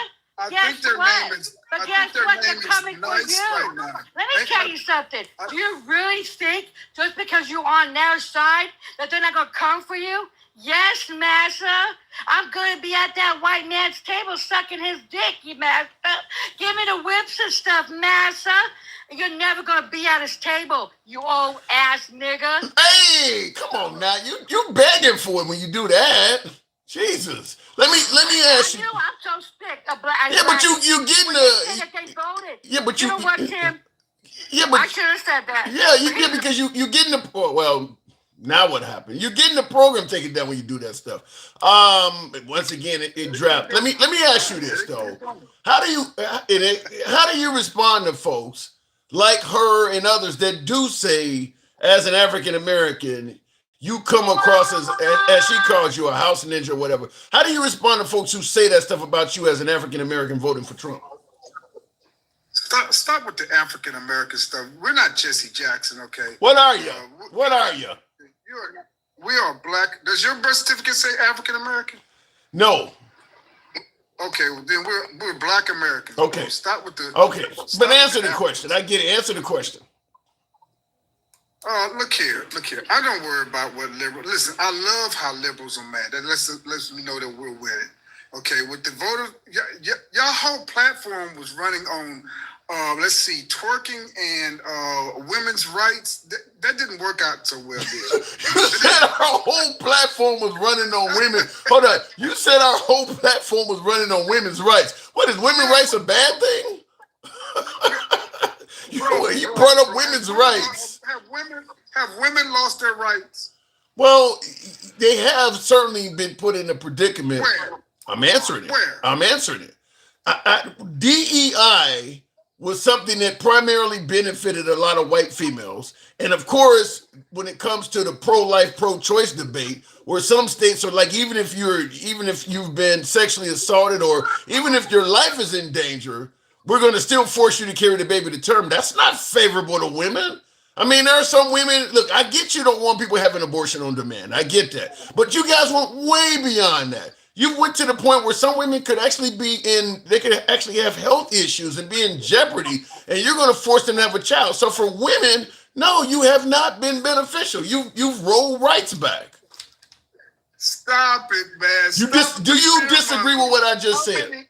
Hold on, wait a minute. How many states have outlawed AB? How many? I don't know, but one is too many, in my opinion. How many? I don't know. Can a woman go to another state and get it? If she can afford it and has the time and the method of travel and all that. Stop it. Everybody. Okay, wait, hold on. So you're telling me. Lord Jesus. Wait. I live in a democratically ran city. Okay, we have the largest medical center in the world. We have a women's center here. There's no women, and here in Texas, it is illegal to have an AB. So here's what I don't get, Duke. Here's what I don't get. If you live in Miami and you want to terminate, you want to have an abortion, whether you want to have it for your own personal reasons or you need to medically have it, you realize how far you got to go? If you live in Miami, you realize how far you got to go to do that? There's a difference. There's exceptions if it is medically, if your life is in danger, then they'll go ahead on and do it. You don't read the rules. So you're telling me there is no state in America where if your life is in danger, they'll let you do it anywhere you at. If your life is in danger, there's nobody that bans that. Anywhere in America, if your life is in danger, they will perform the procedure. Yes. Alexa, is there any state in America that bans abortion even if the health of the mother is in jeopardy? Yes, there are currently several states with abortion restrictions that don't include health exceptions for the mother. These laws vary by state and are subject to ongoing legal challenges and changes. Alexa, stop. She says you're lying. Okay, all right. Well, I know here in Texas we have exceptions. Okay, well, you talking about Texas. She used the phrase several states. So you're not just wrong, you're really wrong. Well, okay, I'm wrong then. Then just if it's exception in your state, then just go to the next state. What if you don't have time? What if what is wrong with you? You don't have the time. What if it's a fifth guy? What if the moon falls out the sky? You know what y'all try to do. You know what you try to do all the time. I don't know. Talk some sense into you. You try to go to the absurdity to make a point. So what you're telling me is that even though I just confirmed what you said, you're telling me that ain't set women back at all. That's not a negative to women at all. No, it hasn't. Have you seen? Has it been on the news about women just falling out?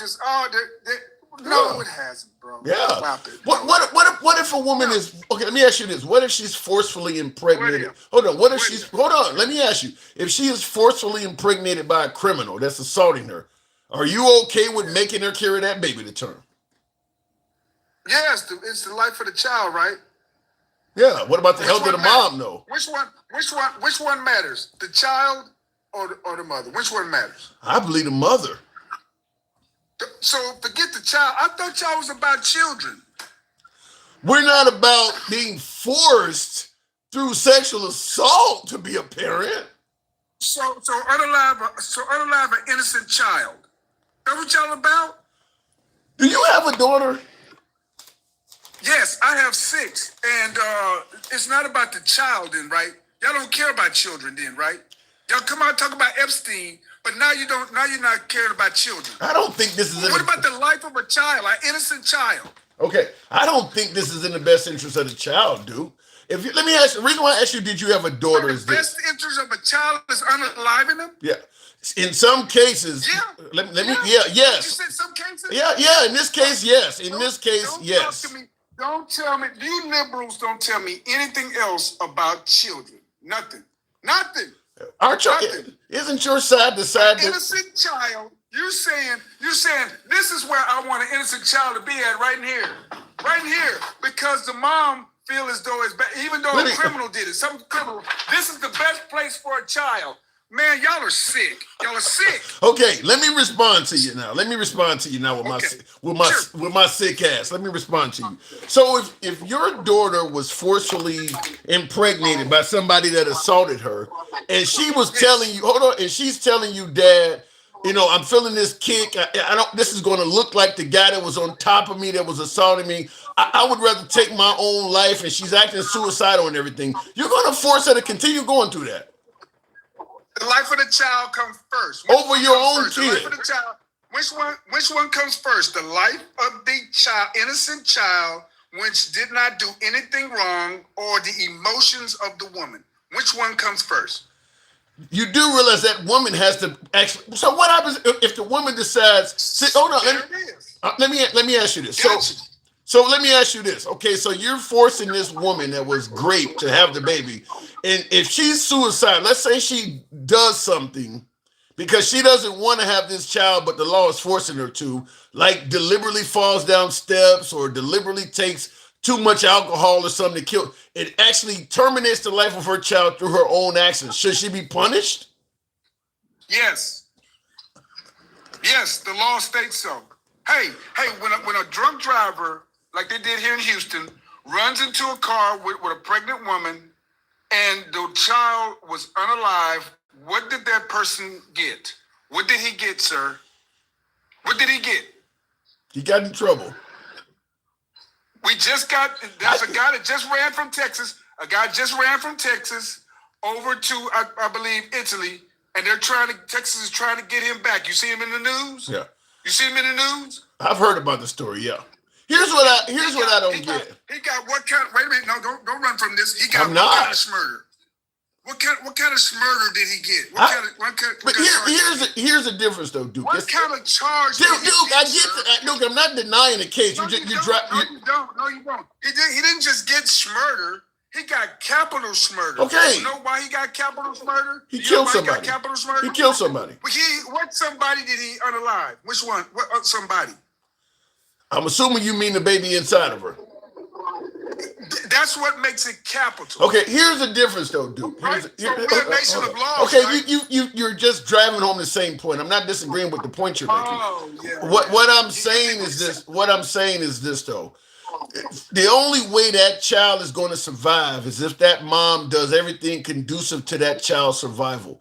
If mom is saying, I don't want to go through the process of what it takes to carry a baby for 9 months, that's different than some stranger walking up and assaulting her, costing her the life of the baby. She has to take prenatals. If she smokes, she needs to stop. If she drinks, she needs to stop. If she's doing physical activities, she has to do stuff conducive to that baby surviving. That's different. If she's telling you ahead of time, I didn't want this. This person jumped on me and forced this. I don't know them. They're a stranger. You forcing her to go through that. So what if she starts becoming mentally ill and threatening to kill herself? Do you care about her at all?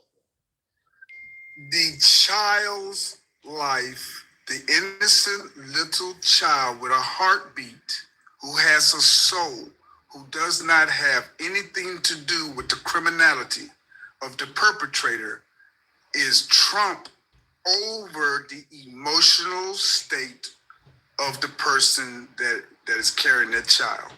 the child's, in any state, the child comes first. Any state, any. That is not true. Because in some states you can have not true. Maybe the state where the child doesn't come first. The states Illinois. The states that the women can terminate the child. The states that the states that are no. Here's the difference. Hold on, dude. Here's the difference. Here's where you're getting things wrong. You folks on the right, from the moment of conception, you're using the phrase child. An embryo that's been conceived and is only in the womb for 2 or 3 weeks, that's not a child in the liberal states. So you keep saying the child. This is not a child. In the liberal states. Yeah. When is it called a child? Doing what? Well, first of all, if it's not able to survive on its own, it's a parasite. If the mom dies, it dies. Oh, so that's what we are as human beings. We're parasites. You know what? The truth is now out with you liberals. It's you liberals. A child is at conception. Yeah. That's the medical term. Not what you think, not what you liberals think. Child is at conception. I think you're getting it wrong. It's not what you think. It's not what you think. That's what the law states. In the comments, somebody says, "Wow, I'm a parasite." No, here's what I mean by parasite. Parasites. I know. Let me. We're parasites until we're born, right? If you cannot survive without if you cannot survive without the host, you're a parasite. Yeah. Without the host, if you're a child and you're on the way home from work. I mean, if you're a child and you're with your mom and your mom gets robbed and shot, you don't die. A child survives that. A parasite doesn't live either.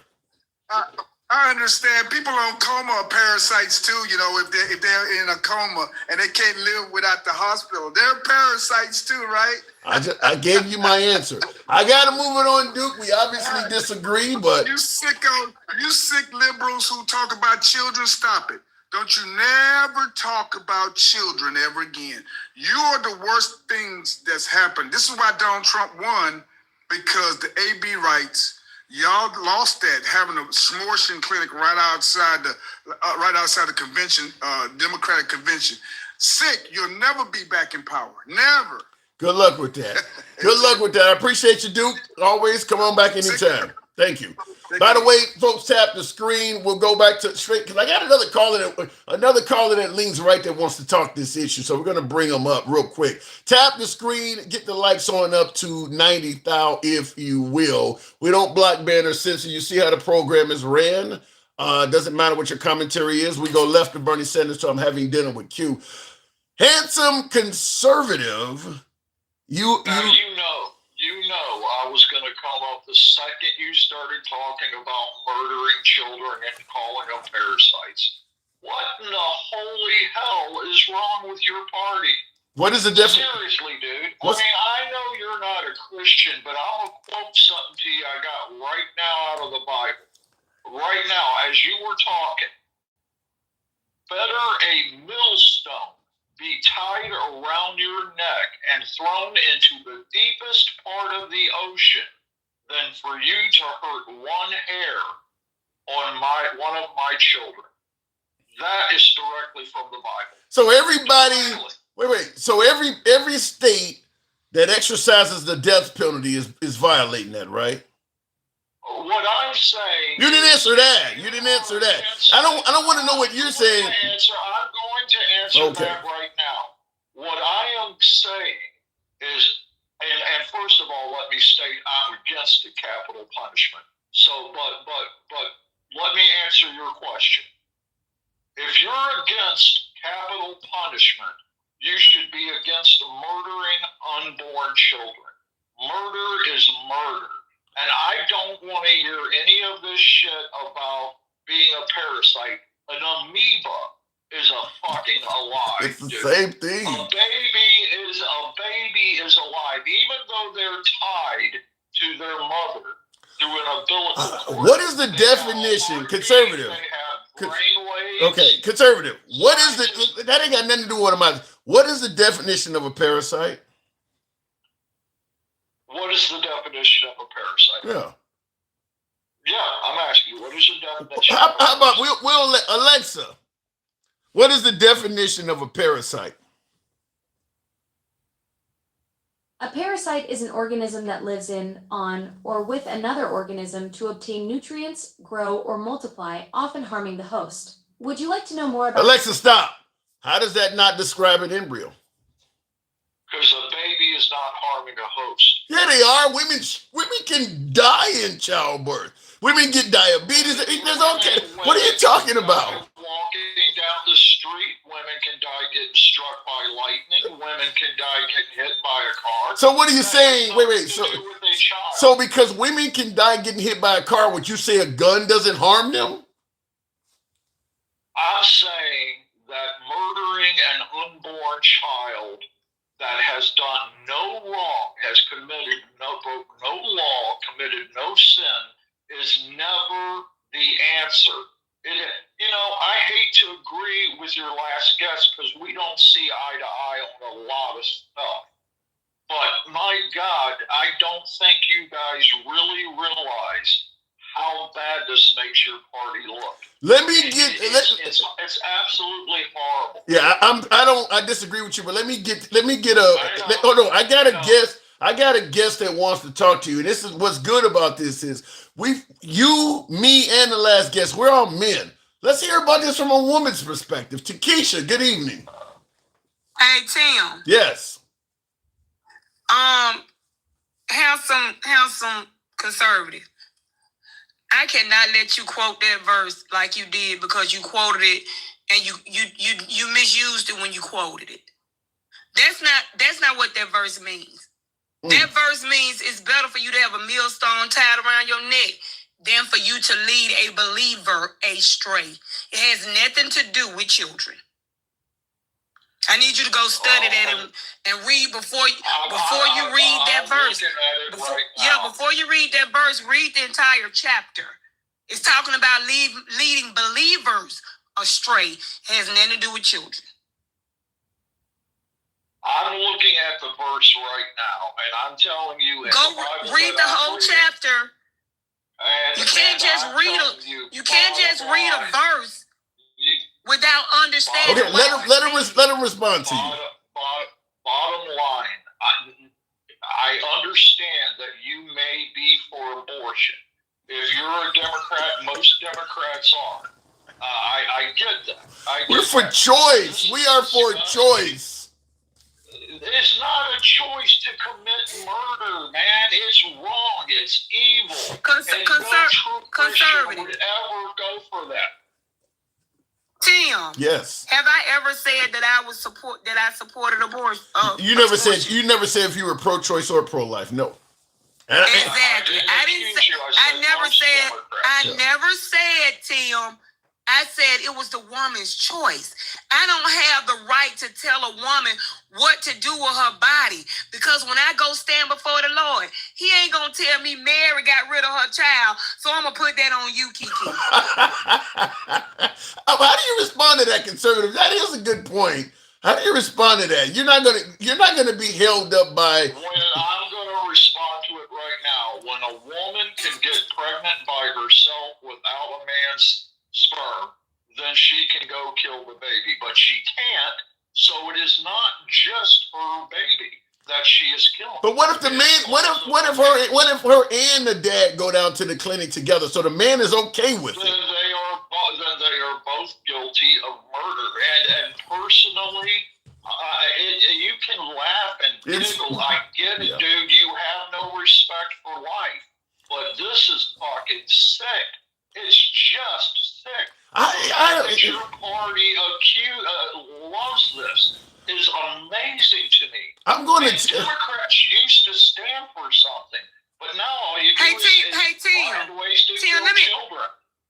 Tim, let me make a point.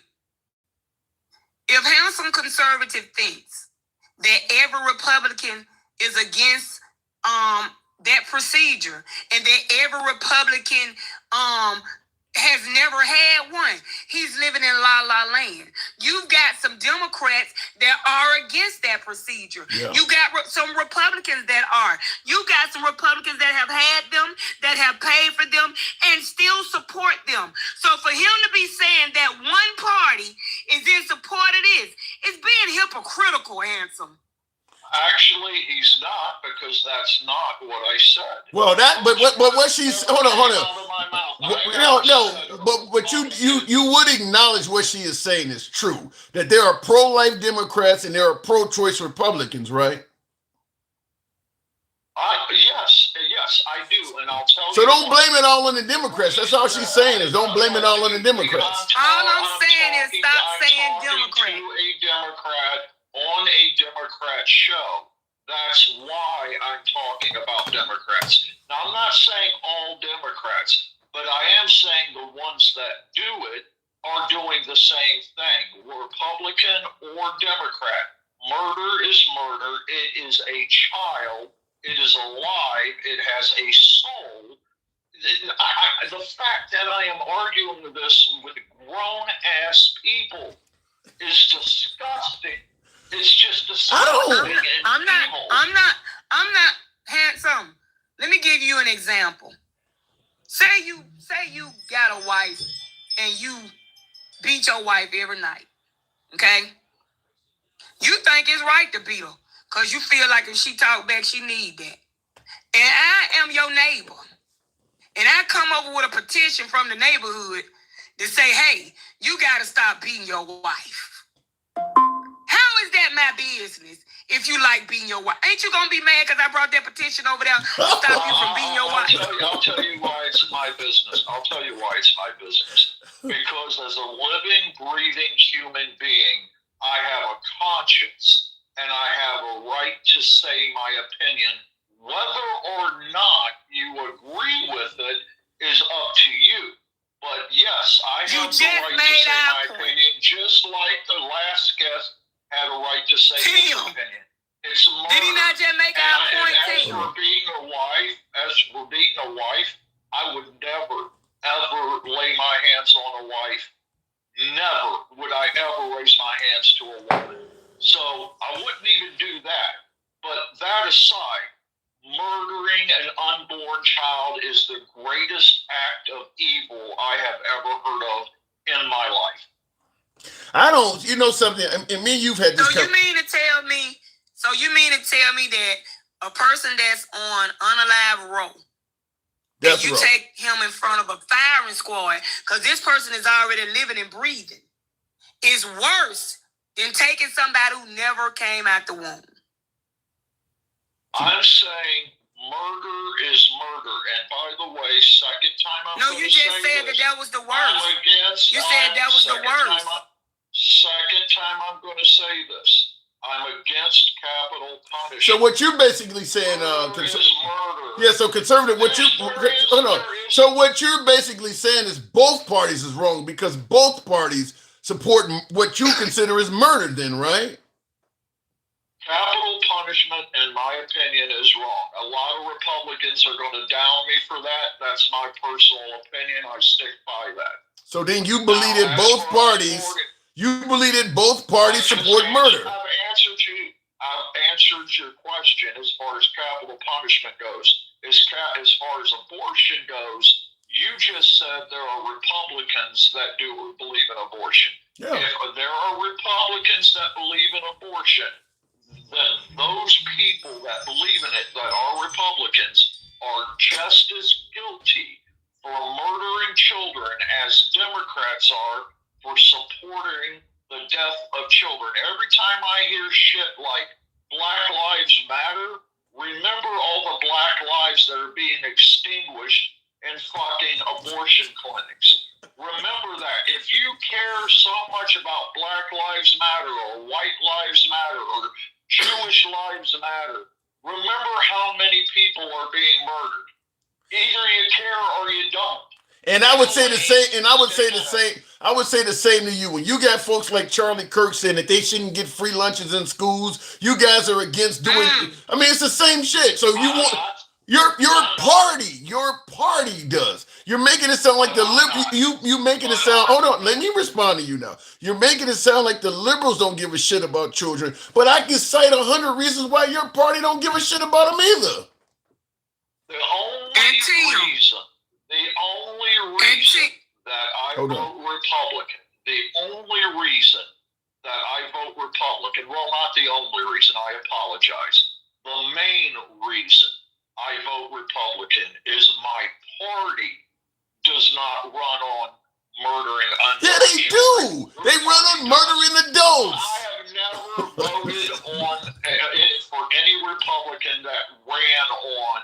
They run on murdering adults. They run on murdering adults. Hey, Tim. Yeah, go ahead. Go ahead, Tikisha. I'm going to tell you how they run on unaliving children. If a child is in the hospital and they about to have a emergency surgery and they type in the computer and you done ended their health care, get what they ain't finna get? That life-saving surgery. Yeah. Get what they gonna do? Unalive. Yeah. The cuts to USAID. The cuts to USAID alone. If a child at school and they starving and a piece of bread can save their life, but they can't afford their lunch, and they don't get that piece of bread and they go home and lay down and unalive Tim. Guess who did that? That might be a stretch, but I can't. I'm just saying, Tim. Listen, I respect both of you guys' opinion. I truly do. I appreciate you letting me come up, but the truth is we're not going to see eye to eye on it. No. I respect you. I believe you said this was Takesha, correct? Yeah. Takesha, I respect your opinion. We're not going to see eye to eye on it, so I'm going to leave it at this. That's where I stand, and you're right. You're going to have to answer to God if you stand for it, and if I'm wrong, I'm going to have to answer to God. So have a good day. All right, thank you, conservative. Appreciate it. All right, Takesha, we're moving on, but Takesha, you and I probably agree on 99% of this because now he's saying, about the taking the life of the unborn, but like I told him, the Republican Party always runs on bringing back the death penalty. Now, he admits killing adults is wrong, but his party, the party he says he voted for because they don't believe in taking the life of children, they run on taking the life of adults. And then, of course, all of the draconian stuff you're talking about, like getting rid of health care, getting rid of USAID, all of that stuff's killing people as well. I'll give you the last word. Go ahead, And Tim, most of the Republicans that get behind that podium and talk about they against abortion, they don't have them. Paid for them from their mistress that they didn't want their wife to find out about. That's my whole point, Tim. The hypocrisy is so loud. They keep letting these folks just feed them anything, and it just don't work. But Tim, let me say this so I can get down, because I ain't gonna get back up. ROTC was pivoting so hard today. You ever seen those videos where those two men go out and they talk to MAGA and they'll say that something was about Joe Biden, and then they'll say, wait a minute, I'm sorry, I misquoted this, such and so, but this was from Donald Trump. Then they changed their whole outlook on it. That's what MAGA Reacts did today. You sat up and said something about the fascists. Calling Kamala the fascists. He made a whole reason why Trump did it versus why we do it. MAGA, you gotta stop. It's getting out of hand. It's getting out of hand, MAGA React. It's really getting out of hand. But we like talking to MAGA. Thank you, Takesha. I appreciate you coming. You like talking to MAGA. All right. We do. We do like talking to MAGA. Tap the screen for you folks who are watching on Instagram, TikTok, Substack, and Clapper. Give us a follow if you're watching this. If you're watching us live currently on YouTube, feel free to smash that like button and subscribe to the program. We're here most weekdays and including a lot of weekends. We are MAGA friendly. We don't block, ban, or censor. We say this all the time. Our comments go left of Bernie Sanders, so I'm having dinner with Q. But you can be critical of anybody on this program, up to and including yours truly, because it's all about free speech. So if you do enjoy a free speech program, you're in the right place. This is the same guy that said he would blow up. Oh my God, Jermaine, handsome conservative in the comments. One of the viewers recognized your voice, and he says this is the same guy that said he would blow up the infrastructure in Iran. He actually got you because you did say that during war it's okay to do things such as taking out the infrastructure in the country, like the fresh water supply and what do you want to call it? Not only the fresh water supply, but the power and things like that. And that's where I have the sticking point is that, look, if you believe that taking the life of the unborn is murder, even though I disagree with that, I understand the logic behind it. Where you lose me is saying, well, I don't believe in committing murder, so I voted Republican. That's where if you said I'm not voting for either party because you don't believe in murder, I would be more apt to understand your take, even though we disagree, but I would be willing to understand that. But the right is just as in favor of murder as the left is, based on your definition of murder. They're just as much as in favor of that as the left is. It's just the right supports their type of murder and not what is their religion or whatever. But my last guest did admit capital punishment is wrong. But in my opinion, all of the other stuff, getting rid of entitlement programs and all that other stuff, what Trump did with USAID, all of that's costing the lives of people. Putting Cuba in the dark for no reason at all. There was no reason at all to shut down all the power to Cuba. So that means in the hospitals, the people's machines that are keeping them alive, all of that stuff, they have no power for that. He's killing people. So if you decide that you don't want to vote left because they're murdering people, you didn't stop the murdering by voting right. You just changed who the victims of it is. That's all you did. You just changed who's being murdered. We could bring up the church, not the church, but the school that Trump bombed in Iran, or just the bombing of Iran, period. All of that's killing people. So you didn't escape murder by voting conservative. You just changed who's being murdered. But he's absolutely murdering people. There's no denying that. Looking in the comments here, give God what's right, not what's left. Yeah, I can't trust you no more. You used to trust me? Is that what you're saying? Neither does a right and a wrong. What's your point? I don't know what the question you're asking me, Ezra, but yeah, that's what I'm simply saying is you just changed who was being murdered. There's a lot of folks on the right like, go ahead and just finish off Iran. When Trump said a whole civilization was going to die tonight in Iran, the right didn't really criticize him that much. That's murder. You think he only talks? You think he's only talking about a few people? You think a whole civilization is only represented by a few people? There was going to be a whole lot of innocent people being murdered in that. And there's a lot of people on the right that supported him making that statement. So, yeah, all you did is changed who is being murdered. You don't want unborn babies being murdered, but you're okay with Iranians or Somalis, or I'm okay with you murdering these people, just don't murder these. It's still murder. Looking in the comments, yeah, we all know Trump doesn't have a brain, says one of my viewers. By the way, I did a poll asking a question, are Democrats too hard on President Trump, which is the actual topic of the show. 96 respondents so far. 32% said yes, Democrats are too harsh on President Trump. So about a third of the respondents said Democrats are too hard on President Trump. 68% said no. So there you go.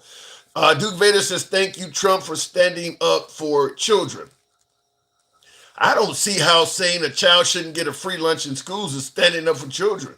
I don't see how going against daycare you're standing up for birth. Once the child is born, Trump ain't doing, give me something Trump is doing that constitutes a standing up for a living child outside of the womb. He ain't doing shit. Standing up for children. No, he's not. He's standing up for embryos, fetus, and the unborn. Once that child is born, he ain't doing shit. Give me some programs he's put in place to stand up for children. Let me know what I'm getting wrong. Let me go back to the box. We'll make it happen with user 905. Good evening, user. No, sir, he didn't get me infrastructure. Is not aliving babies. You really believe that? Conservative, you really believe that if Trump took out the infrastructure of Iran, he wouldn't kill some babies in the process? You really think he could take out the fresh water supply, all the power to a country, blowing up bridges and shit, and no babies are going to be injured in that, huh? No pregnant moms are going to be killed in that, huh? Where are you getting that? What makes you think that way? Buildings are not alive, children are. What do you mean buildings? People are in the buildings. You think they're just going to go around Iran blowing up vacant buildings? They're blowing up structures where. So what are you saying? So in other words, it's wrong for a mom to terminate her child. But if the mom goes inside the house and you blow the house up, it's fair game. That's what you said. Buildings are not children. So if a pregnant mom is at home and you blow the home up, that's okay because it's a building we targeted. We didn't target the mom. That's a spin for your ass right there. Let me go to the bots. We will bring up Gangsta Grandma on Instagram. If you take out water, how will they live? That's the question I'm asking as well. Guess Bill Clinton was standing up on the island too. I don't know where that's coming from, dude. But he wasn't on the island alone, I'll tell you that. We tried to bring up Kim Madison on Instagram. I don't know what happened, but we'll continue on. Let me try it out with another woman. Arsha Fine. Good evening, Arsha. They just saved over 100 children. Look it up. Save them how? Save them how? Arsha, good evening. Hey, Tim. I'm late to the party. So what's going on today? Are the Democrats being too harsh on President Trump? You know, people say they're calling him Hitler or Adolf. They're calling them fascists and communists. Folks are saying it's causing threats to be taken upon his life. I think the reason people think that the Democrats are so hard on Trump is because Congress and every Republican has been castrated. They haven't been castrated. They still have their power. They're just not using it. The Republican Congress. They have zero courage. Yeah, but that ain't to stand up for the people. Well, I mean, they have no balls. They have no balls. Okay. Castration. Because Trump didn't do anything to them. They bowed down voluntarily. No. But okay. Never in my life did I think that people that claim to be against the harm of children and sexual abuse of children and women are still riding with this guy. We have nothing that we didn't know before. He told Marjorie Taylor Greene that those people are his friends. He'd hurt a lot of people. You know what? I don't care who I hurt if they're doing something wrong. So you guys are just going to let that slide. That tells me, one, your values are questionable. And if you're pro-life and pro-war, they're kind of contradictory. But don't say you're out there to protect the children of America and get these pedophiles because you're not. Here's the way I took it. And me and Hanson Conservative talked about this with being pro-choice and the right saying that they're for protecting children. They're pro-birth. They want to do whatever it takes to make sure that a child in a womb is not harmed. Once the child is actually out of the womb, all bets are off. So they are pro-birth. They're not pro-child. They're not pro-life for the in terms of being concerned with the child's life and welfare. Once that child is outside of the womb, it goes to don't ask me for shit. But when the child is inside the womb, they want to protect it. But since when are we pro-pedophile? Come on. Ooh. You're still going to vote for this guy when he says it's a hoax? We all know it's not a hoax. He doesn't want to hurt. Where's the money coming from? There is so much that we don't know. And the fact that his supporters are choosing to still, and you can say, oh, I like his policies. You know what? There's a line, people. There's a line. I don't know. I don't have an answer for that. I guess I would ask you, why do you believe that they continue to ride with Trump, even though the Epstein stuff looks like it is connected to him more than he's let on. Or even if Trump is 100% innocent and hasn't abused any children, he's at the very least protecting people that have, because he's not letting the list come out in its entirety. So either he's in on it, or at the very least he's protecting people, and MAGA's riding with him no matter what. Why do you think that is? I think they were full of shit, and the only reason they cared is they were hoping a whole bunch of Democrats were on that list. You listen, doing wrong is not a party thing. People, this isn't like Democrats. These are women that have not had justice, and that's why they didn't really care. They were hoping it was going to be a whole bunch of people, that they didn't like, that were named over and over and over again. Well, that hasn't turned out that way, but I don't know. Like I said, I get that they thought Tom Hanks and Oprah Winfrey and Will Smith was on the list, and now that it looks like conservatives. So what are they just plain defend the party no matter what, even if innocent girls are involved? One, what really bothers me is this, Republican Congress is not pushing the law or, the act that they signed of disclosure. I'll give props to MTG, Marjorie Taylor Greene. She stood her ground on what was right. She didn't waver because of loyalty. I'll give her props. I actually have some respect for her on that. Look where it's got her. Look where it's got her. I mean, death threats, her business is trash, her political career is over with. Look where it's gotten her. You know what? But standing up for what's right is worth that. Yeah. I mean, if you're not going to have any convictions, right? Let me ask you something, because I don't know if you heard all of the conversation I was having with Takesha and conservative and all of them. How do you respond? Because we were talking about the pro-life, pro-choice debate. How do you respond to folks who suggest, like, I think Duke and conservative was saying that the liberals are a baby murdering party?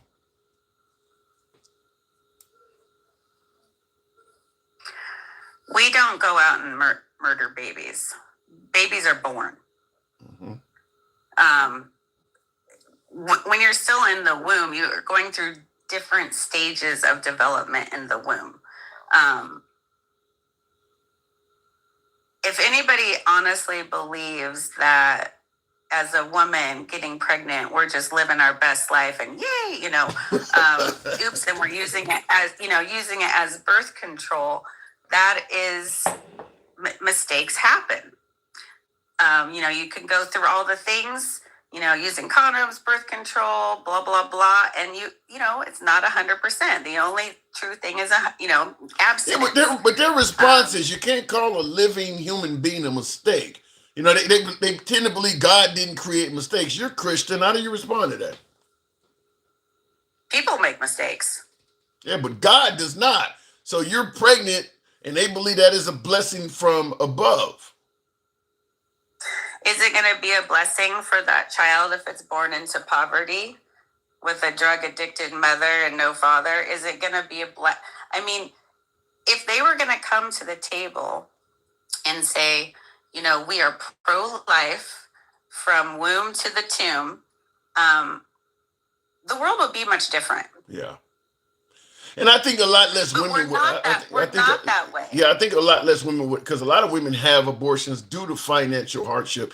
Yeah, if the womb to the tomb statement you just made, if the right was more favorable on helping single moms and struggling families, you would reduce the number of people terminating pregnancy, because finances is a big part of it. In the comments, JC says, what do you say?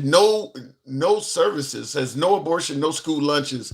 I don't quite get that. But Jason also says conservatives don't want abortion, but don't want to give kids anything when they're alive. And I think we all agree with that. And he continues by saying, you're good enough to have a show on a network, man. Wow. Wow, well, if they come calling, I'll definitely let you know and have you on as a guest. So appreciate that. But so you agree with what my guest just said and what I'm saying, that once the child is outside of the womb, the Conservative Party they don't have the time of day for you. Correct. Yeah. And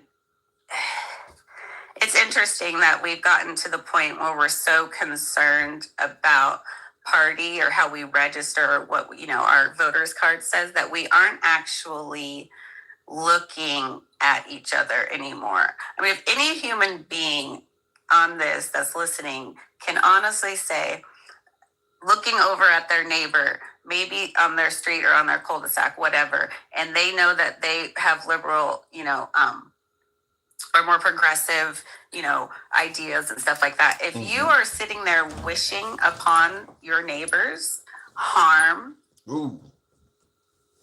and you don't want them to succeed, you don't want them to be happy, you want their children to struggle, you don't want if you're looking at everybody around you and wishing that on them, read your Bible again. Well, now the right tends to be more Christian-like than the left, but like I said, they seem to be just as fine taking a life as well. They just believe that it's wrong for the mom to use different reasons for taking a life, but the government or the state, they'll accept their reasons. I mean, if the government determines you're a criminal or you killed somebody or whatever the case may be, they're okay with the government deciding when it's okay to kill somebody. They just don't want the mom, when it comes to the unborn child, being able to do it. So I just... That's because they also want to have control over women.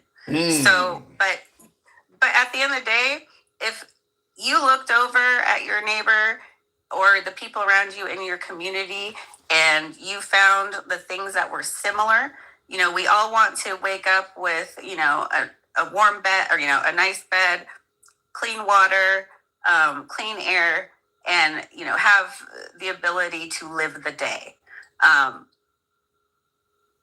If people could find that is the biggest common denominator, we would have the power of the people. That would be some unity. To get what we want instead of them having us fighting against each other. And that's the thing with Donald Trump that I think is the scariest part, is his ability to consistently speak with a forked tongue and dehumanize his own constituents, his own, in what ways? Because my beloved MAGAs are going to want to know, because you're accusing Trump of dehumanizing people. They're going to want to know how. But before you answer that, Evil B. Babu says, Tim, sorry for watching your show late, but tell my sweet baby doll she sounds kind of hoarse. Are you hoarse, Arsha? Says the voice is... Go ahead. The volcano here is erupting, and so we have a lot of fog in the air. So yeah, I start to sound like some sexy bar smoker. Yeah, so that's why it's like that. Just a lot of fog. Yeah, because he was asking, "Are you sick?" He said, "Can I make it better for you?" Ask her that. You want to make it better for you? Come bring me some trade winds, my guy, because right now it's still, and it's like we're sitting in soup. Can't even see the ocean. Damn. It's so thick. Yeah. Does that ever place you guys at risk, having volcanoes erupt like that near you? Well, Kilauea is like 2.5 hours away. But the one near our house, like the one closest to where I live, Mauna Loa, she blew, she started erupting in 2022, I believe. And we could see it coming down the mountain, like the trail of lava. And everybody was calling, but no, lava moves slower than I ever imagined. And it's a trip. But well, it's kind of like remember the old Blob movies back from the 40s and not from the 50s and 60s. The old Blob movies in black and white. The Blob moves slow, but it ultimately catches up with you. I mean, I wouldn't want to be anywhere where lava's coming down the hill. Yeah, so I live on the Big Island, so it's very what we would call rural because it's a very big island. There's a lot of land, but there's tons of lava fields. Does lava make new land? Over time, it'll probably be like the island of Kauai, which is the oldest island. So that's why they have the red dirt, but it's going to take like millions of years before the big island does that. It's still developing. Kilauea is still making her stuff. Fair enough. But well, I do got to move it on. I'll give you the last word. I don't want to get, but and real quick in the comments, Arnita Searle says bullshit, Tim. Let me know what I said this bullshit, Arnita. I'll certainly respond to that. Give you the last word there, Arsha. It's time for everybody to just, well, not everybody. It's time for some people to just wake up. I don't know what kind of trance they're under. I don't know what's in their water system. I don't know. But I cannot wait until he's the perfect groomer. That's all I got to say. Ooh, the perfect groomer. You're talking about our commander-in-chief. Yep. Damn. Arsha, always a pleasure. Thank you very much. You're making them erupt. All right. Aloha. Thank you. I don't even know what to say back. What do you say back when they say aloha? I don't know. Tap the screen, get the likes up. And said I can't remember. I saw it in the comments. I did want to address it, but she was talking. Debbie says deny, deny, deny. That's kind of how things go. Aloha is the response. Huh? Okay. I don't wish any harm on my neighbors. I wish wisdom and intelligence not to murder on unborn children. Like I said, you guys on the right are for murder. You want to protect the unborn children, and you lose me with the no free lunch in schools and all of that stuff. It ain't about protecting children. It's about protecting birth. After the birth, you don't give a fuck about the kids. Real quick in the comments before we move on, she's gonna be Pompeii all over again. Tap the screen. Get the likes on up to 125, not 100, 100, HUNNIT. And we'll go to the next caller. We're talking about, and I'll give you, because we went in a lot of different directions with the program, but I do want to go into what we originally were going to talk about, and that being, are the Democrats too hard on Trump? Are they unfair to our commander-in-chief? And the questions I wanted to ask each caller, which I didn't get around to because, like any show, we go in a million different directions. But one of the questions was, why do Democrats, liberals, and blacks hate Trump so much?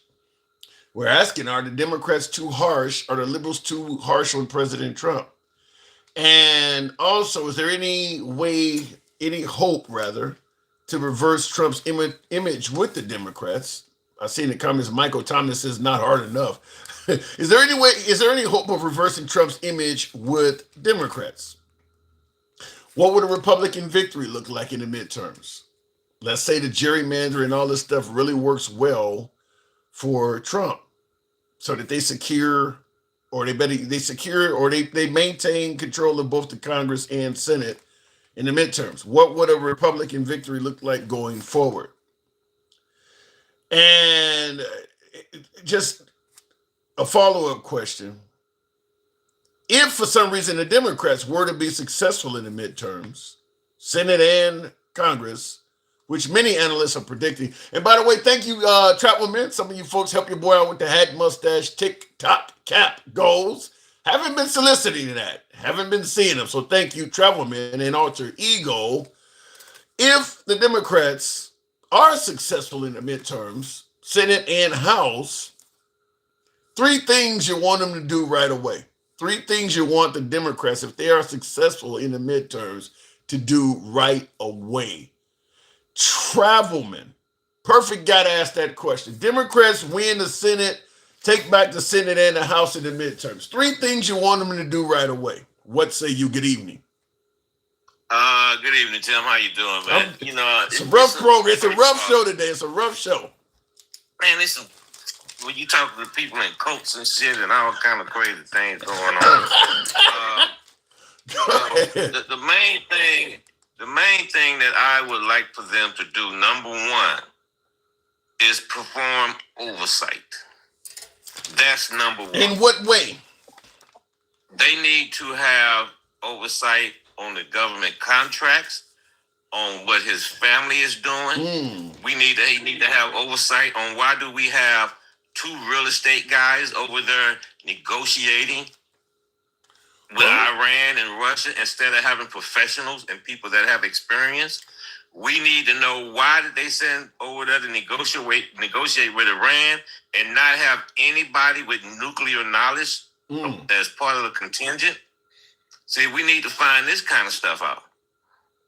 And then we need to find out what the hell them cats and dogs that Trump say they was eating. You don't really want, if the Democrats win the midterms, you don't really want them wasting time looking for cats and dogs being eaten, do you? No, okay. no. We know that's a lie. We know that's a lie. Then they need to take a look at why do we need $1.5 trillion in our defense budget? But you know what's going on, and you're a veteran that did the full ride, but I'm going to tell you what you probably already know. The minute you start questioning defense budgets and spending or saying they're getting too much, they're going to say you hate the military. Now, obviously, that can't be said towards you, and thank you for your service, but you know any Democrat that starts questioning the military budget, they're going to say you're doing it. Just like with the police. You start questioning the police, you hate the cops, they're going to say you hate the military. Democrats don't stand by the military. But see, this is part of their modus operandi. Anytime you say anything, you either unpatriotic, you a victim, you hate Trump, okay? You hate your country. You hate your country. That's the main one. Yeah. You hate America. And who are you to tell somebody that they hate America? You know, but they need, you know what else we need to find out? What the hell are we doing over in Iran? And what was the plan before we went in there? And why they did not know that they were going to close the Strait of Hormuz? We need these answers. That's what we need. Okay? And then we need to know, why did you keep an aircraft carrier deployed for damn near a year? Well, the deployment, they're going to say national security or the security of the nation, we were at war. But your other question about why didn't we know they were going to shut the Strait of Hormuz and things like that? Chances are, if the Democrats were to win the House and Senate and offer protections, you'll probably have a whole bunch of top brass in the military saying we did tell him that. He just threw it out. They probably weren't told that. They need to find out. They need to investigate what is going on in the Caribbean and over in the Eastern Pacific, Eastern Pacific, where we're blowing boats out of the water without any kind of proof that they're carrying D-rugs. You talking about the Venezuelan drug boats? Yep, and then also, I'll let you know though, I will be in Norfolk when the USS Ford pulls in. It's gonna be great, and I'll be down there. Nice. You know, send me some. If you take some photos, send the brother some. I would like to see that. That's pretty cool. That is pretty cool. Yeah, man. Nothing's like a Navy homecoming. I've been fortunate enough to be a part of quite a few of them. Nothing's like it. But on that also, because of this deployment, now this is a new ship, but she has to go back into the yards for a year. Damn. Because of this deployment. Because the normally it's 3 months. So what is this? 3 months. So what happens if because the deployment lasted so long? So what is for repairs or something? Yeah, it's the wear and tear on the ship. There's a lot of wear and tear on the ship when you out there for 6 months, let alone 11. You know. Oh. But what else we need to know? Oh, they need to finish. I don't give a damn about the Epstein files, but they need to continue releasing them. That shit gonna come up missing when Trump leaves office. They gonna look just like with the confidential documents. You know, we sat them over here, and I don't know, maybe there was a break in or something. We cannot find those. You ain't gonna get all of that. They're not. If Trump is alive, the Epstein files are not. Those are not gonna be released after he gone. That stuff gonna disappear. Some of it's gonna be missing, and they can't find it. And then what else? I think that's the rest of it, man. going to be so many committee hearings and so many investigations, but they still, one thing about the Democrats, now, like they say, Republicans win elections, but Democrats govern. You know, and this is another thing they like to say. Oh, the Democrats get back in charge, they're going to destroy the country. Excuse me, they were just in charge before.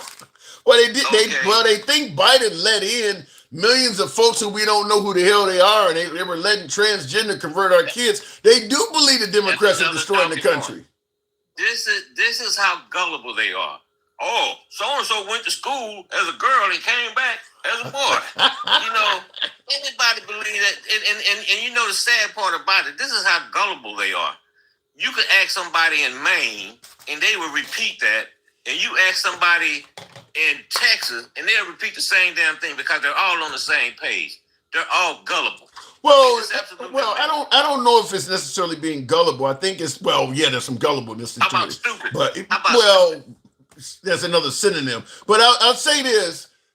A lot of that, when you say somebody in Maine is saying the same shit as somebody on the West Coast, that's because Trump, with those rallies, because I've been to a couple of his rallies, he goes from rally to rally saying the exact same thing. So if you've been, like, there's this guy called Front Row Joe that's been to hundreds of Trump rallies. I'm like, what's the purpose? Like, it's literally the same verbiage at every rally. So other than Front Row Joe is getting the honor of being pointed out by Trump and occasionally brought on stage, but if you go to one or two of Trump's rallies, you're just hearing the same stuff being repeated over and over again. So that's why people in Maine sound just like people in other cities, because he's going from place to place saying the same thing.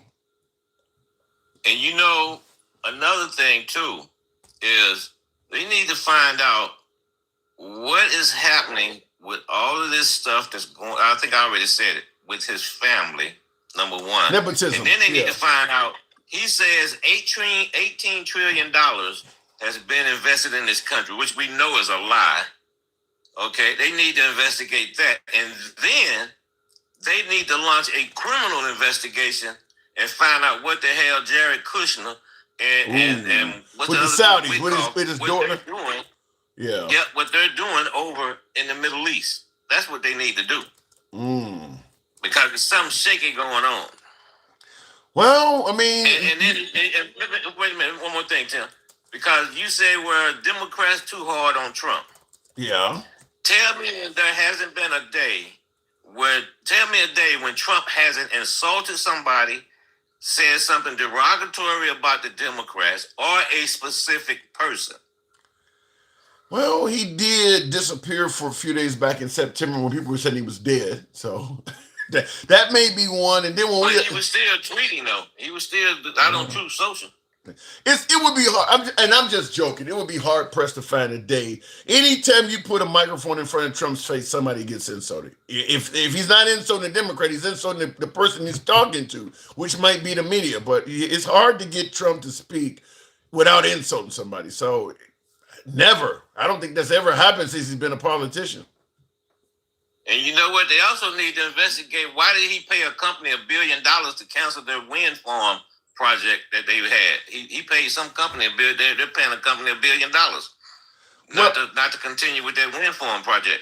Well, the thing about it is, a lot of Trump's moves are based on personal wealth, in my opinion. I mean, a lot of things he's doing behind, and this, because you gave me four things. I asked for three. You gave me oversight, $1.5 trillion to the military, Venezuelan drug boats, and you mentioned the Epstein files. A lot of what we're talking about now would be in the oversight category. When you're talking about everything from Jared Kushner to, enriching his family. That's where the biggest issue is going to be when you start doing oversight, trying to find out what they have done with money. Like the money that they're talking about they need for the ballroom is up to $1 billion now. Yeah. Explain that. Okay, you were saying you needed, you were on video saying you needed $200 million and that was going to come from private donors. Then you said $300 million. Then you said $450. Now Lindsey Graham is asking for $1 billion. What is making this number change that great? I mean, you're at 5 times what you originally said it was going to cost to build a ballroom in less than a year. What has cost all of this extra money? He's not explaining any of that. Whoa! You know what else they should do? Oh, that was great. That was great. I've never seen that. Go ahead. They should pull all funding for that damn jet that came from Qatar. They should pull all funding for maintenance and everything because it is a freaking embarrassment that the president of the United States is riding around in a plane that he got from a foreign government. When you got that is crazy. That is crazy. In the world, Air Force One ready to go. It don't make any sense. Yeah, that's a disgrace. That's a slap in the face to the American people. Yeah, I gotta say that if you had a Democrat flying around in an aircraft made by a foreign country, they would be saying that's unpatriotic. Those are American jobs that could have been made to build that plane. I mean, I'm sure the right would not be favorable to an American president taking up it's from a Muslim country of all places. I'm sure they would not agree with that. How he got them to turn a blind eye to that, I don't understand, because that is not a necessity. Air Force One was not falling apart. I mean, that was not a necessity. That is a luxury item in every stretch of the imagination. That was not necessary. But also, they need to investigate Doge. They need to find out that Doge download American information when they were in the IRS and when they were in the Social Security Administration. I worked in IT for 30 years. I can pretty much guarantee you they had probably terabyte external drives, and I can guarantee you they probably downloaded some of that data because they were accessing it even after the judge told them not to do it. Yeah, I was going to say, I think that's pretty much a given that happened. Yes, but not only that, what is his name? Elon. Okay. Elon has, think about this. He had access to all the information on all of his competitors. Now, wow. You don't think they downloaded that? Yeah, I mean, I just go to show you. Go ahead, I'm sorry. Not only do I think they downloaded it, I'm sure Trump probably told them, go ahead and get what you need while you in there. Trump, I mean, he gave Trump $350 million. Trump like, shit, what do you need? I mean, that's how I would be. If I was running for president and somebody gave me $350 million, let me know what you need, man. I as long as they don't get me in trouble, right? Just let me know what you need. Go ahead and get what you need while you in there. That's the next thing. They need to take a look at that campaign financing and see how did he get $350 million into this campaign? Because that's the only reason they came up with Doge. You know, Doge is actually a crypto coin name. You know that, right? No, I didn't know that. Thank you, Monica. Before he was even elected, Doge is a crypto coin out there. I think a meme. I think it's like 10 cents or something like that. Even before Trump got in office.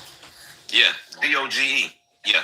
So it's a lot that needs to be looked at because the Congress that we have right now, like the young lady before you saying, they have been totally denutted, they've been neutered, they totally capitulated, and they have no spine.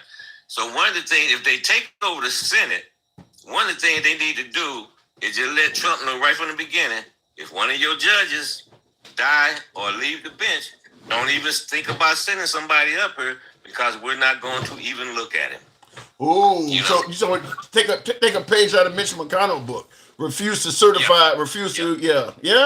And there's nothing the right can say about that. You're right. If the Republicans lose the Senate, and the Democrats publicly state, we're not going to allow you to replace what is his name, Clarence Thomas or Alito.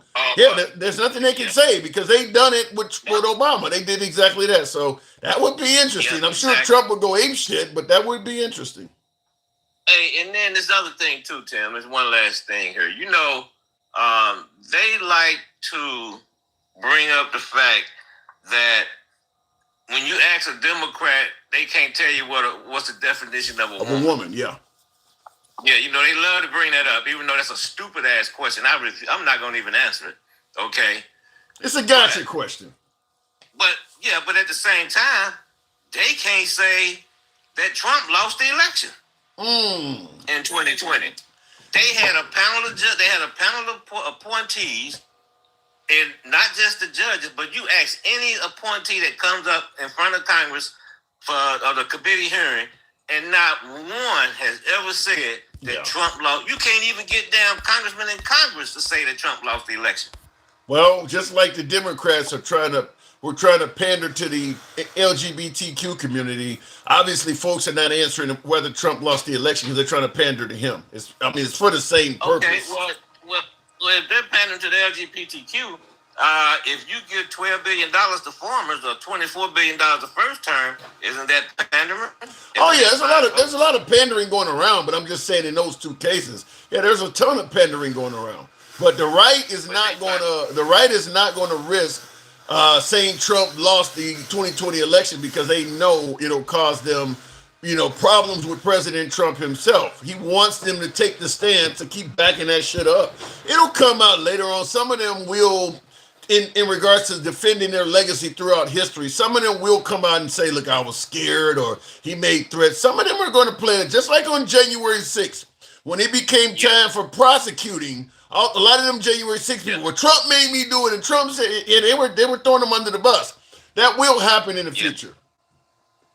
And I tell you another thing too, as far as legacy and this thing with Iran, that's it, dude. His legacy, he screwed that up.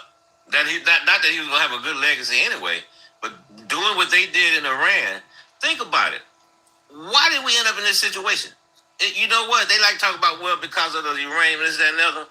It's because they fired all the top people in the military that would have probably prevented that, because none of them would have went along with it, along with all of the JAG officers. There's no General Milley anymore.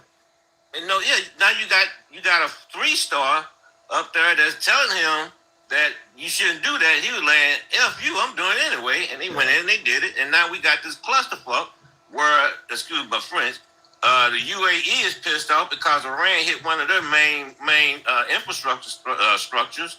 You got Oman is pissed off, Qatar is pissed off, Kuwait is pissed off, Saudi is pissed off, and that's just the Middle East. That's not even talking about Europe. NATO's pissed off. They had 40 nation meeting to see about getting the ships through the strait, and the meetings were held without the United States. We are actually on the verge of becoming, besides a country full of assholes, we are based on our leadership, because the country, the company, we are a reflection of the leader. And you see how jacked up our leader is right now, and look at the toxicity of the country. It's the same way, the way that people talk to each other and all that stuff. So we are basically becoming isolated from all our other allies, and they are moving forward. Yeah, the EU is the second largest economy behind the U.S. Yeah, I do gotta move it on. But Chris Christie said it best on one of the Sunday shows. He was on This Week with George Stephanopoulos a couple of weeks ago, and he said what is happening is America first is becoming America alone. And I agree. Yeah, that's what's happening. Like you just said, we're becoming isolated, and it's not. Without Trump, you got to take note of Trump saying we don't need NATO, and he's criticizing Canada. I mean, he pretty much has told everybody to fuck off. So it's not America first, it's America alone. Last word to you. But how can you insult people for 18 months and say during an interview that some world leader was kissing my ass? And then you go over there and say, help me open the strait up. You know what? He probably told Trump, you know what? Kiss my ass. I didn't say it was going to make sense. Travelman, thanks for coming through. This is our president. All right, Tim. Thank you. Appreciate it. And by the way, he is right. I've said this before, is that these leaders, whether we're talking about Trudeau in Canada or what is the guy, Farmer? What is the guy's name in the UK? I can't, Sharma, whatever the names are. I can't think of all the folks' names. But fact is, even though those countries are smaller than America, the prime ministers and chancellors and presidents of these countries, they have a voting base in their own country. There's a lot of French citizens, they got to pick who they want to run France, or Canadians, they got to pick who they want to run Canada. When you're letting the American president talk to you like shit on the world stage, and then he gets you to go to wars that he didn't ask you, didn't even give you the heads up and tell you about anything. When it's time to run for office, your people are going to tell you, How do we know you're not going to stand? How do we know you're going to stand up for our country? You didn't even stand up to America when he was talking to you like that. So Trump kind of forces the hand of these people that he's complaining about that are not backing up America. You kind of force them to do that when you treat them like shit. They got people in their countries they got to answer to. Their people know what you're saying about their leaders. So it's just like any of us. Let's say your mom, your dad, whatever the case may be. It's one thing if somebody is messing with you or threatening you that's twice your size, and you choose to back down to avoid the ass kicking or to avoid the fight. It's another thing if they do it while your kids are there. So if somebody is fucking with you in front of your kids, you may be more likely to stand up even against insurmountable odds because you don't want your kid to see you get punked out like that. That's what's going on here. These people have folks that they count on to vote for them and support them and respect them as leaders. They can't just let Trump treat them like shit like that on the world stage, which is why I've stated many times is that Trump could probably have accomplished significantly more if he wasn't so public with his comments and things like that. Like, let's say, for instance, that he started the war with Iran. What a politician does at that point is you start having your assistants and things like that making phone calls behind the scenes to see what kind of support you can get. You want the UK to send a ship? Have Rubio call the UK, talk to them in a dignified manner. There's something the UK may need in the future. Maybe they're looking to purchase some F-35s. You can give them a 10% discount on or something like that. This guy is known for the art of the deal. Where are the fucking deals at? Has he made any deals at all since he's been on the world stage? Since he's been since he came down the escalator in 2015? Where are the fucking deals at? Why don't he know how to make deals? The way he's acting is not that's not the way you make deals. A few behind the scenes phone calls and a lot of the drama that Trump is dealing with would not be happening. Just simply call these nations behind the scenes, make some kind of deal, and look, we can handle Iran, but we just need just for the image purpose, we need you guys to stand up and also state that you're on our side. You're looking to purchase some F-35s. How about a 10% discount on 6 or 7 of them? Whatever the case, whatever, weapons contract, something, whatever you got to do. This is how you make a fucking deal. You don't go on the world stage and start saying all kinds of awful shit about the country or the leader and all. Now he doesn't want to take your phone call. The art of the deal? This guy? Does that make sense? That this guy is supposed to be the man that's known for making deals? Does he act like it? He could have made the same thing with Greenland. The exact same thing with Greenland. Well, we need Greenland for our national security, whether they like it or not. The military's on the table. A simple phone call. We already got bases in Greenland, so they obviously are already open to dealing with the United States. All of the trash talking publicly was not necessary. Scaring the citizens of Greenland and all that shit. The art of the deal, this guy. This does not fit anyone that is supposedly known for making deals. All of this stuff he's doing, threatening people like that. Could have done the same shit with Maduro. You know we got you if we need you. For the sake of your safety, your family, and your country, how about you just step down? You already know if we want you to do this, we can make this happen. Phone call behind the scenes. You know, we found Colombia's willing to take you. They'll set you up nicely. Peru has volunteered to take you in. You know, we just need you to step down. Simple art of the deal. This guy. There's no fucking way.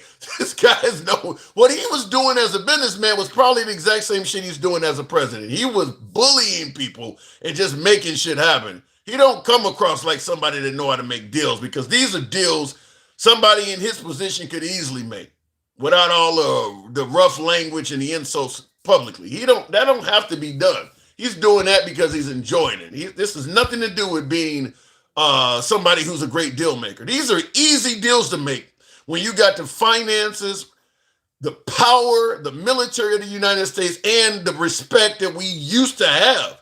These are easy deals to make. He just like, fuck it. I don't need to make a deal with them. I'm just going to bully them and take their shit. And this is where we are. Anyway, tap the screen, get the likes on up to 135,000. Help your boy out the hat mustache TikTok cap goals that we've been very short of today. He's not a good businessman. Being a good businessman means everyone is successful, not just you. I don't agree with that in America, in a capitalist environment, facts only. Debo, somebody, thank you, Debo, for the hat mustache. I don't agree with you when you say that being a good businessman means everybody is successful, not just you. I think being a morally good businessman is exactly what you said. But you got Jeff Bezos running Amazon right now, making a fucking killing. And there are people out here suggesting that the drivers that deliver your packages are pissing in bottles because they don't even get a break to use the bathroom. He's not a good businessman. He's a successful one. So he's a good businessman, but he's not a morally good businessman. There's a whole lot of people like that. Walmart started out very successful. They were not good to their employees. So you can be a good businessman, but not morally good. So everybody don't have to be doing well. You can be just doing well on your own. He's a failed businessman, says Blessings. I don't know. I don't know about that one. And in the comments, before we go to the next caller and get us up to 135,000, Hanson Conservative says, out of everything my last caller said, I didn't hear him say one policy they would do if they got elected. Actually, what he said would contain a ton of policies. For instance, if he wanted to do oversight on contracts that Trump has been involved in, all kinds of policies would be passed, because you don't just want to do this stuff on Trump. You want to do it going forward so that there cannot be somebody else that does this stuff in the future. Like, for instance, Trump did not stop at 60 days when it came to declaring war by executive action like Congress was supposed. Then you end up with a policy that forces Congress to do something. I mean, there's going to probably be policies that are limiting future presidents' power because Trump has ran away with it so much. You're going to have to prevent presidents from being able to just say, fuck courts, fuck the law, fuck this ruling, I'm not going to do what the judge said. Trump is kind of doing that in a lot of areas. Courts are ruling against him and he's just not following the order of the courts. Congress is doing things and he's just not doing. Like I mentioned, Congress had ordered that TikTok had to be sold, I think by January of whatever it was a certain day. And Trump just said, we're making a deal with him now. You got an order from Congress. You can't just go around that. He did. So Trump is doing a whole lot of things that the Democrats are going to need policy to prevent from doing again. At this point, I think Trump has made it clear that you can't just do things on the honor system. Because somebody may come along in the future and do something you never expected them to do. Trump is doing things like with him with Pam Bondi, I need you to go ahead and prosecute Comey and Letitia James. You didn't expect the president to publicly demand the Department of Justice go after people. Once again, as I said, the art of the deal type, this is shit he could easily got her to do behind the scenes and not got in trouble for. You didn't need to go on the internet and announce that shit, that you're using the DOJ as your personal attorney. I'm sure Obama did it with Eric Holder, and I'm sure Biden may have done it. I'm not saying that they didn't use the DOJ maybe behind the scenes, but the way Trump is doing it is how you get in trouble. That's how you get in trouble, by going out and announcing the shit. And there's no way for him to deny it because you put it on the presidential account. So a lot of shit could have been done behind the scenes, and he could have probably had a lot less drama going forward. Jackson, appreciate the hat mustache. A couple of you folks, thank you very much. Sexy Red, good evening. Now, we've been trying to bring you up. Don't know what's been going on. We'll try it again. Hopefully, we need you to be calm so you can survive. Sexy Red, good evening. They always report me because they don't like the truth. So Trump gave himself an A+, right? I give him an F, minus F. Like, if there was anything lower than F, I would give it to him. Well, you're perfect for the question I've been meaning to ask. Is there any hope of reversing his image with people like you? I know you asked a lot. I gotta ask. If he was unalive, I probably would feel a little bit bad. Like he literally has to die first. Yes, I probably spit on his grave. He has to die. Spit on his grave. You know, that's an old movie. I Spit on Your Grave from the set. I really, you know what? The unalignment will bring us joy. No, don't say that. Don't say that. Don't say that. It will bring us so much joy to the world. Like kumbaya type of shit. Like I will rejoice. Take me to the king. I would just have the gospel going down. For real. You know, I'm going to say you don't mean that. You don't mean that you would actually celebrate the death of a president. I will be honest with you. I'm not a nice person. I'm a good person, but I'm not a nice one. You feel what I'm saying? So I don't kiss their ass like you, Tim. I don't let them come up here and spread all the nonsense. Like they say they pro-life. No, the forced birth. They don't care about no kids, and the fetus isn't even a kid. A kid is a 2 or 3 year old. A baby's. Whoa! You gonna tell me a 6-month-old is not a kid? No, it's not a kid. It's a baby. Okay. All right. A kid is walking and talking. Go Google it, what a kid is. I mean, come on now. I can't stand these mofos. You know what I mean? Like, come on, they're like roaches for raid, for real. Like, how can a poor white tea people voted for this shit? You voted for somebody because they believed it was favorable.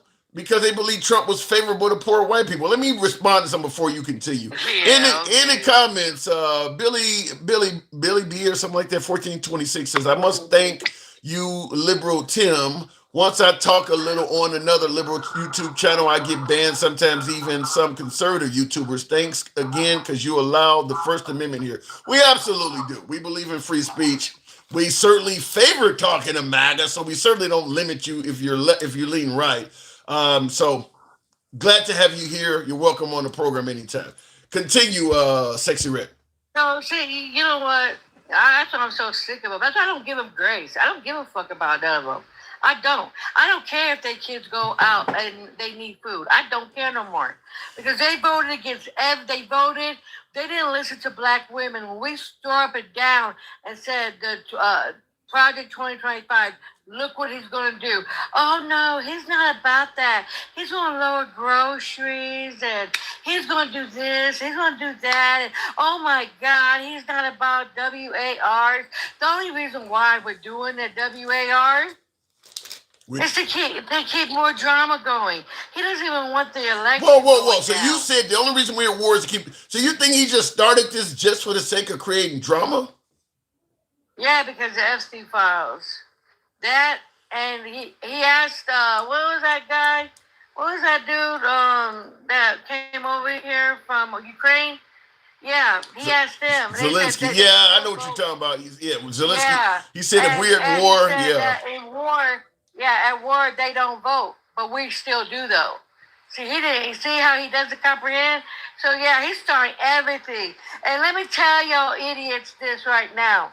They're coming after black voters because why? Because we're very powerful. They're trying to take us back to Jim Crow era, and it's not going to go back down like that. You know what I mean? They're scared of us. They are. They said that our vote don't count. Then why are they trying to take it from us? Why are they trying? Well, they tend to have a different belief that they're not fucking with the black vote. I get your point, though. Oh my God! Real quick in regards to the poll I asked. The poll was: Are Democrats too hard on Trump? 300 plus respondents so far.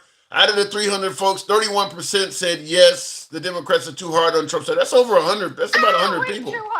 Man, I wish I was a senator because I'll be going straight ham on Donald Trump. I'll be roasting the shit out of him every single day. I would send him poop for my damn dog and tell him to eat it. You know, I would make him a chocolate pie.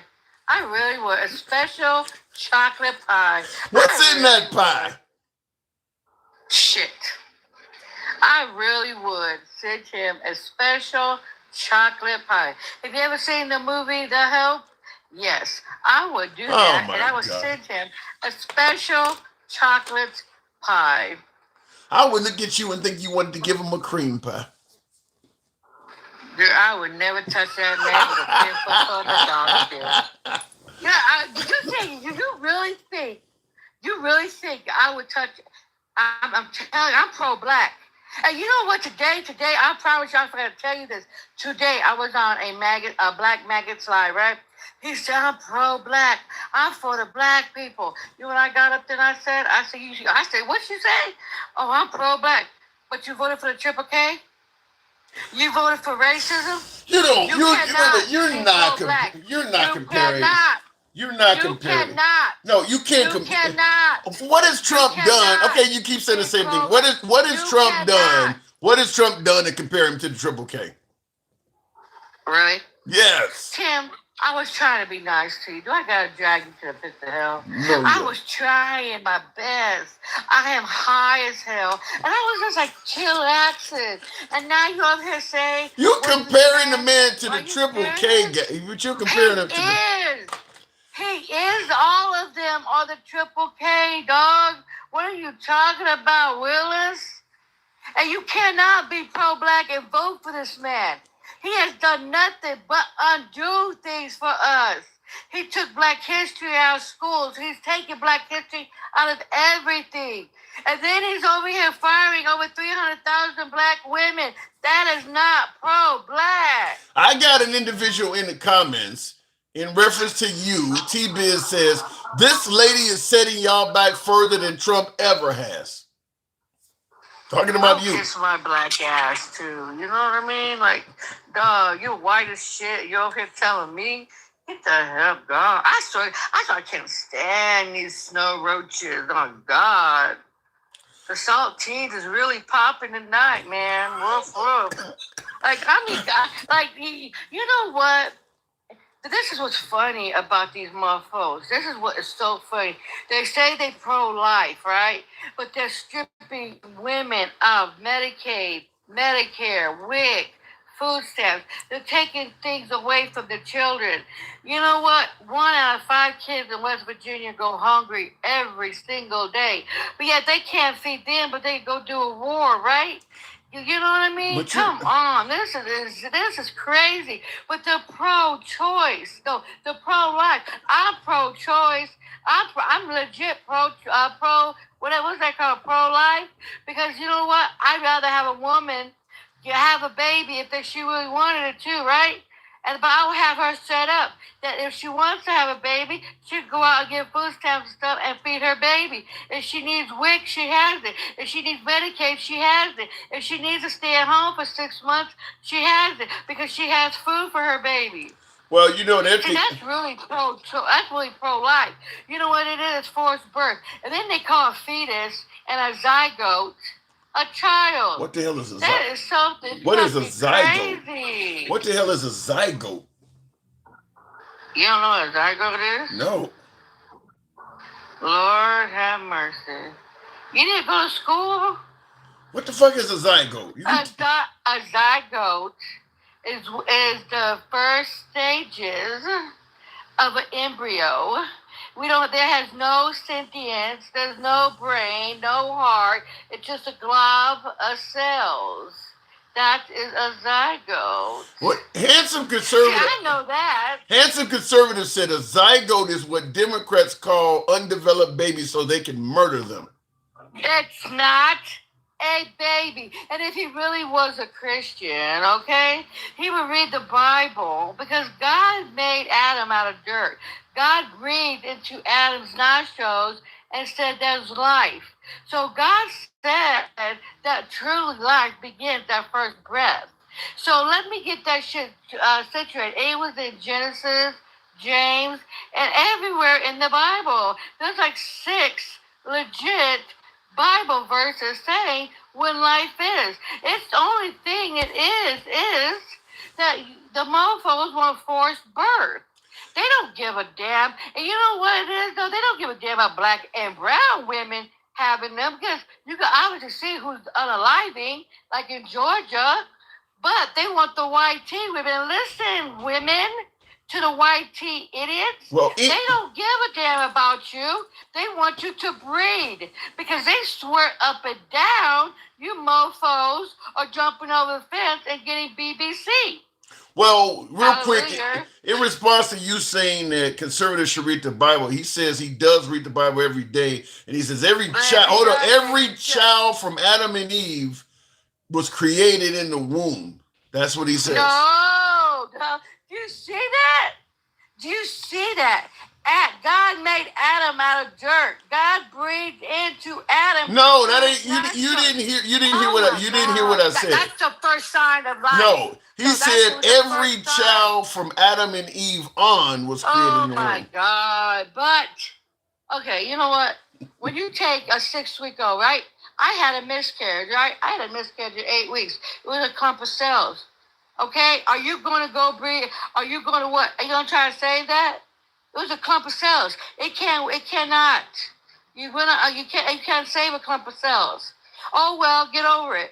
If a woman got raped, right? Like I did at 14. Ooh. I had an AB. I had to have an AB. I didn't want to know. Do you know how psychological that would be? To have a baby. Well, but like conservative and Duke says, the child. And they don't care. Well, they're saying that the baby. You know what? Oh my God, it's a life. Let me tell you something. I would hate that thing. I wouldn't even call it a baby. I would hate it, and I probably would have threw it in the trash. Honestly. And you know what? Let me tell you guys something. There's a lot of women right now are being raped and they're being forced to have it. And they're going to hate that thing. It's not even a baby to them. You feel what I'm saying? And there's kids out there that was brought up because it was grape and the mothers don't like them. So you guys are really traumatizing women because, oh my God, it's a baby and it's a fetus. See, people don't comprehend that. Women just don't go out and have an AB like that. It's traumatic. But you know what the funniest thing is? Most ABs, 55 to 56% of ABs are white teen married women. Married. Are they all liberal women? No. Republican women. They said it. It is a statistic. But most of them are Republicans. So that's why a lot of Republicans, you may not know this, but a lot of Republicans are all for it, especially the moderate ones. So miss me with the BS shit. You guys just want forced birth because the white teen man is going bye-bye. Well, you know what? Can I be honest with you? Tell your men the uncooked meat to get some BBC or whatever. You feel me? Get some chocolate up there. Get some kind of meat all up in there. I'm glad you guys like our men, but we preferably don't like to share their asses. But you know what I mean? Get something up in your pants to keep your women satisfied. Maybe they'll breed with you guys again. Because unfortunately, no women in the United States are having kids anymore. They're not. The birth rate is down. It costs a lot. I got to move it on, Gates Grandma, but having children costs a lot. Can I tell you something? Yes, ma'am. Yes, ma'am. Let me tell you something. See, you see how calm I am?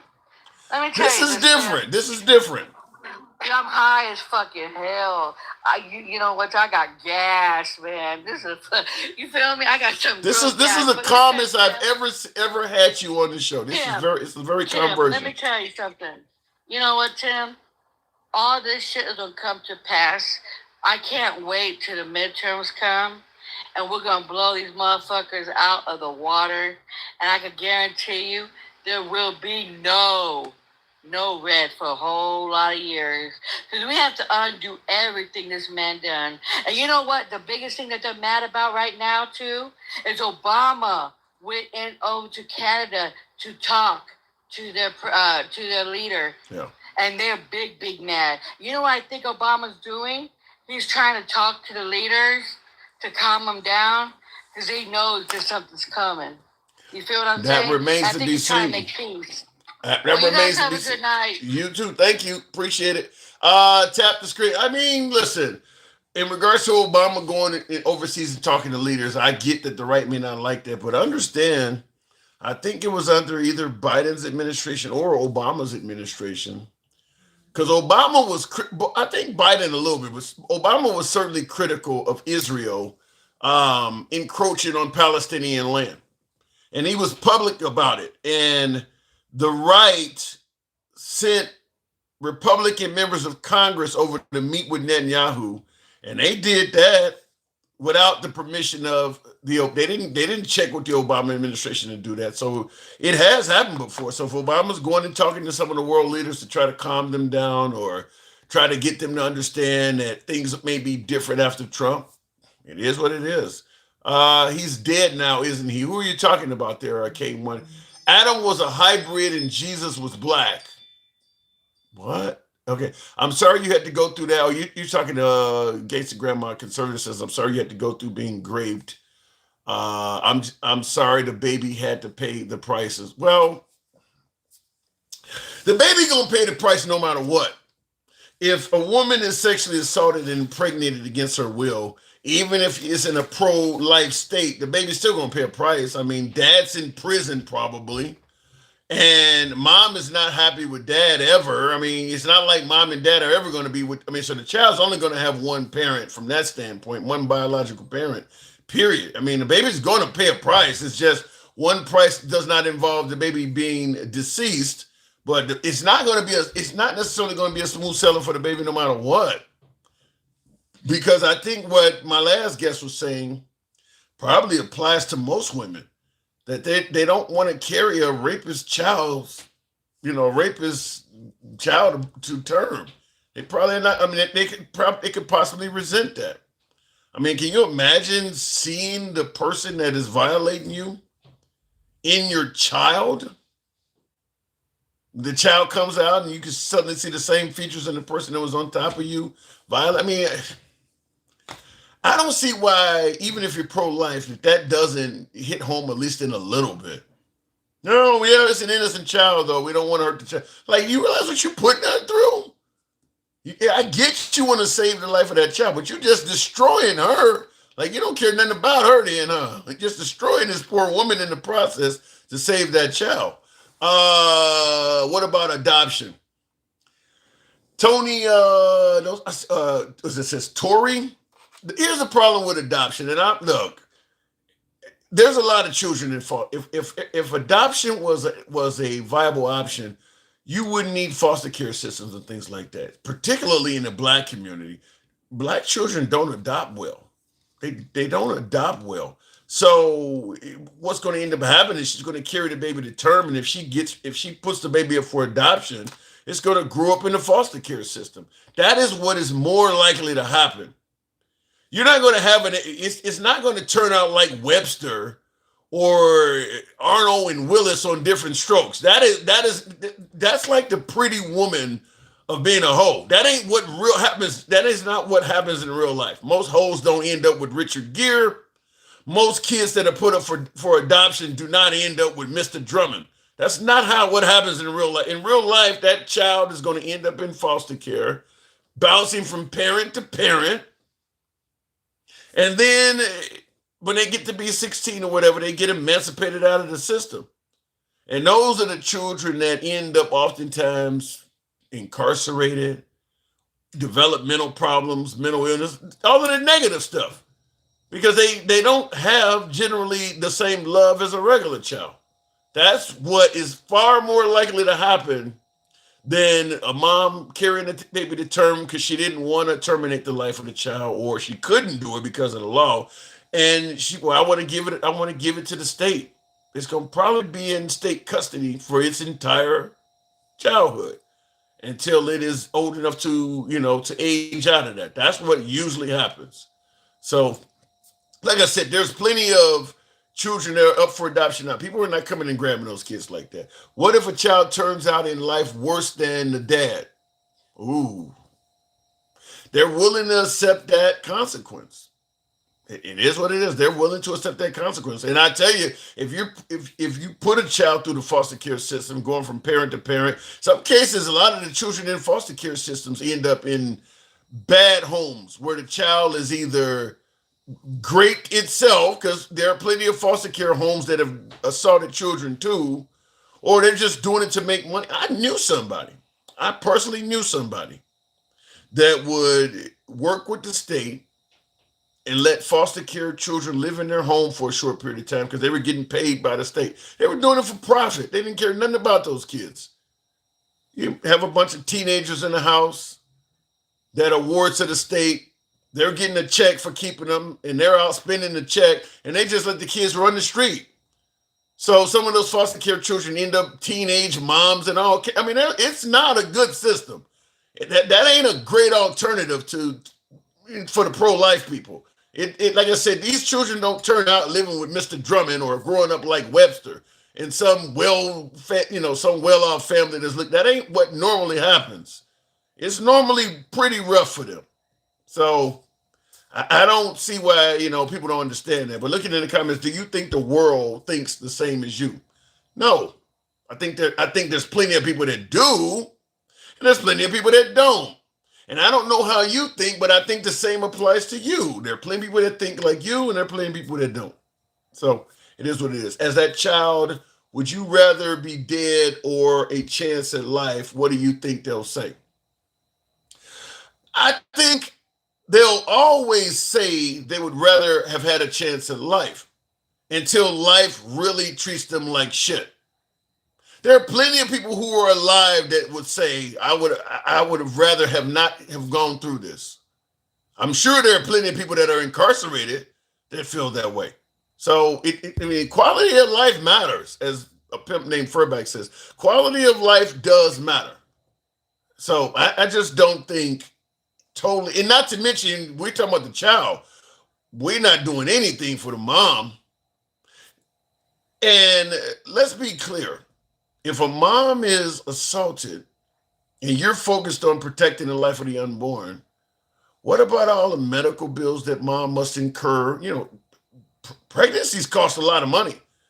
Unless mom is on welfare where the state is covering her, if she's a regular, everyday working American that has health care through her job, she's expected to cover all the cost of that shit.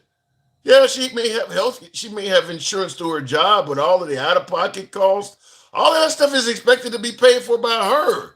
So not only is she been forcibly impregnated against her will, now her finances are taking a hit from this too. The same party that's pro-life, they're not going to do nothing for her.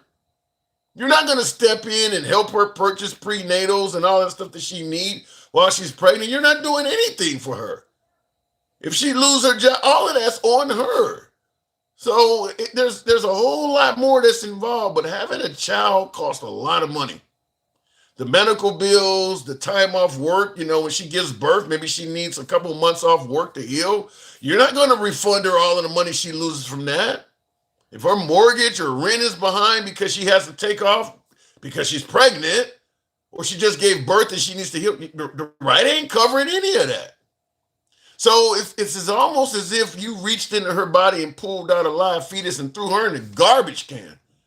I mean, the treatment towards the woman is like, who gives a shit about you? The debt that she incurs, the fact that her body can be damaged from having a child also does things to the body. You're not concerned with any of that. I mean, you might as well have just threw her in the garbage can to save the life of the child.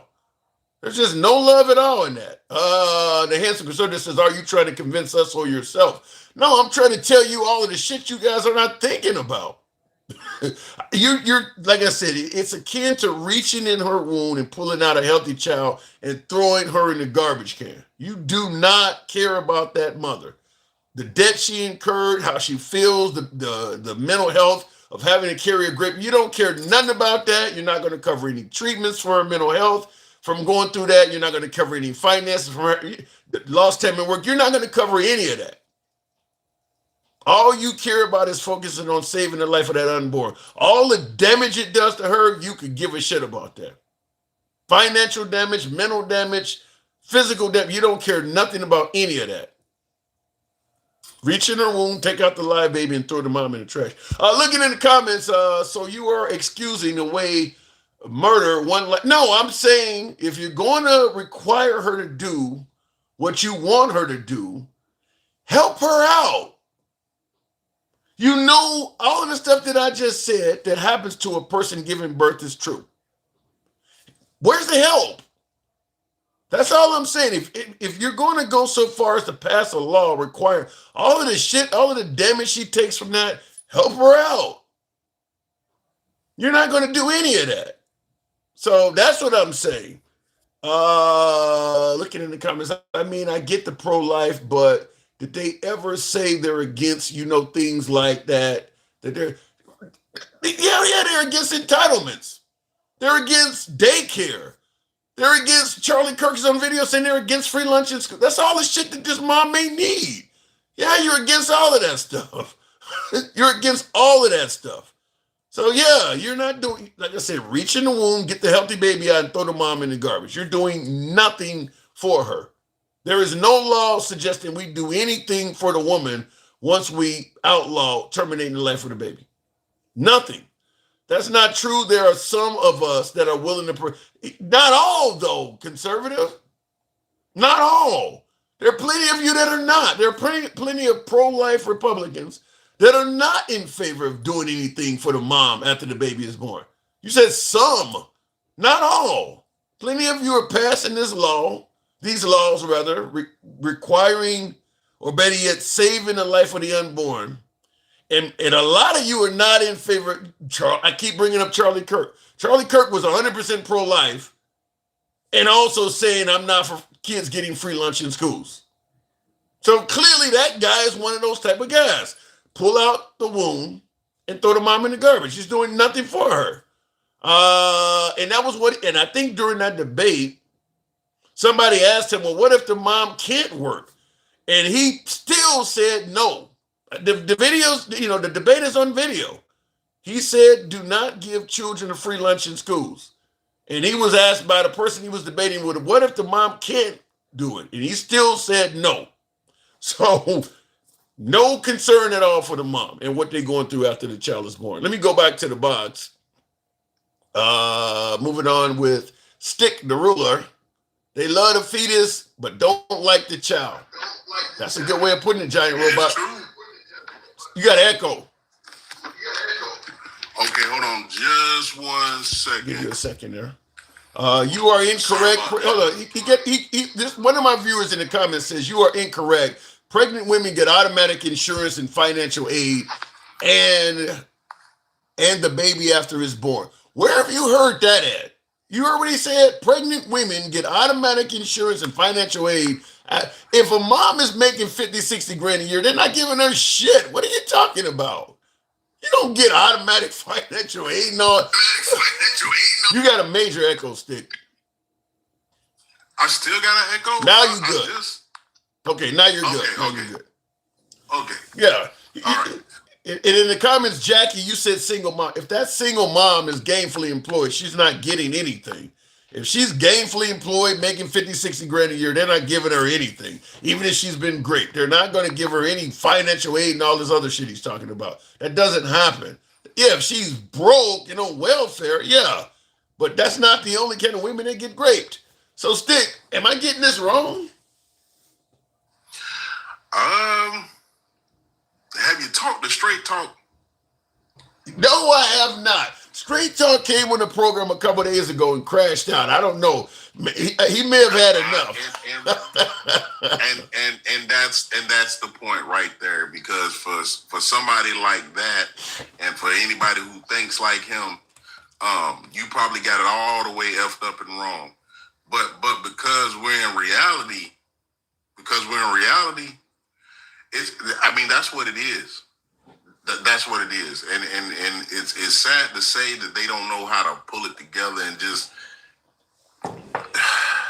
Why do you think they are? I'll say that like that. Let me ask you, because I assume you agree they're pro birth but not pro child. Why do you think that is? Why are they so gung ho on making sure the child is born and doing little to nothing after the kid is around? It's called power, man. It's called trying to make somebody do something that you want them to do, and then once they do what you want them to do, you don't care about what happens after that. So if we got to make a woman be in a coma and be an incubator, so be it.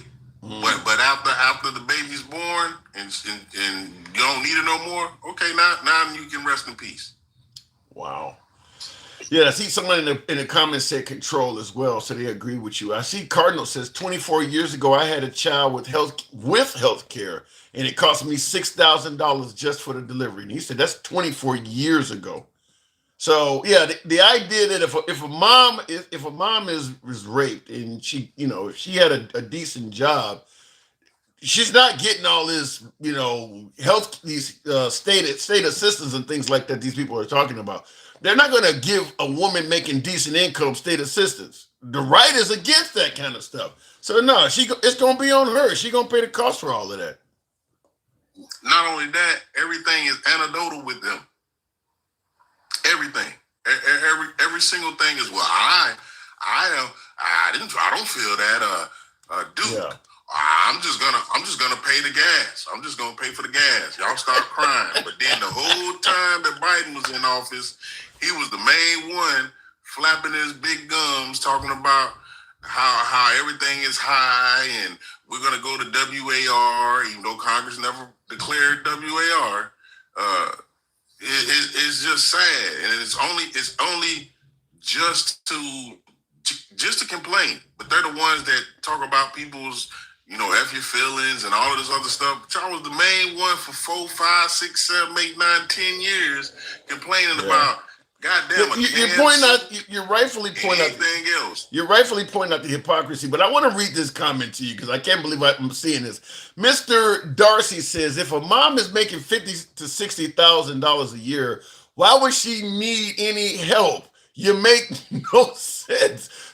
We're talking about a mom that was raped, that is impregnated against her will, so she doesn't want the child, but you're forcing her by law to carry the child. So now you say, well, because you also make a decent amount of money, you should also be able to pay the cost to deliver this rapist baby. That's why we're bringing it up. Wow, that's cold. And that's the thing right there. Again, it that's ain't about cold. What's best for the child or the mother. It's all about, man, look, you gonna do what I tell you to do. You're gonna be an incubator.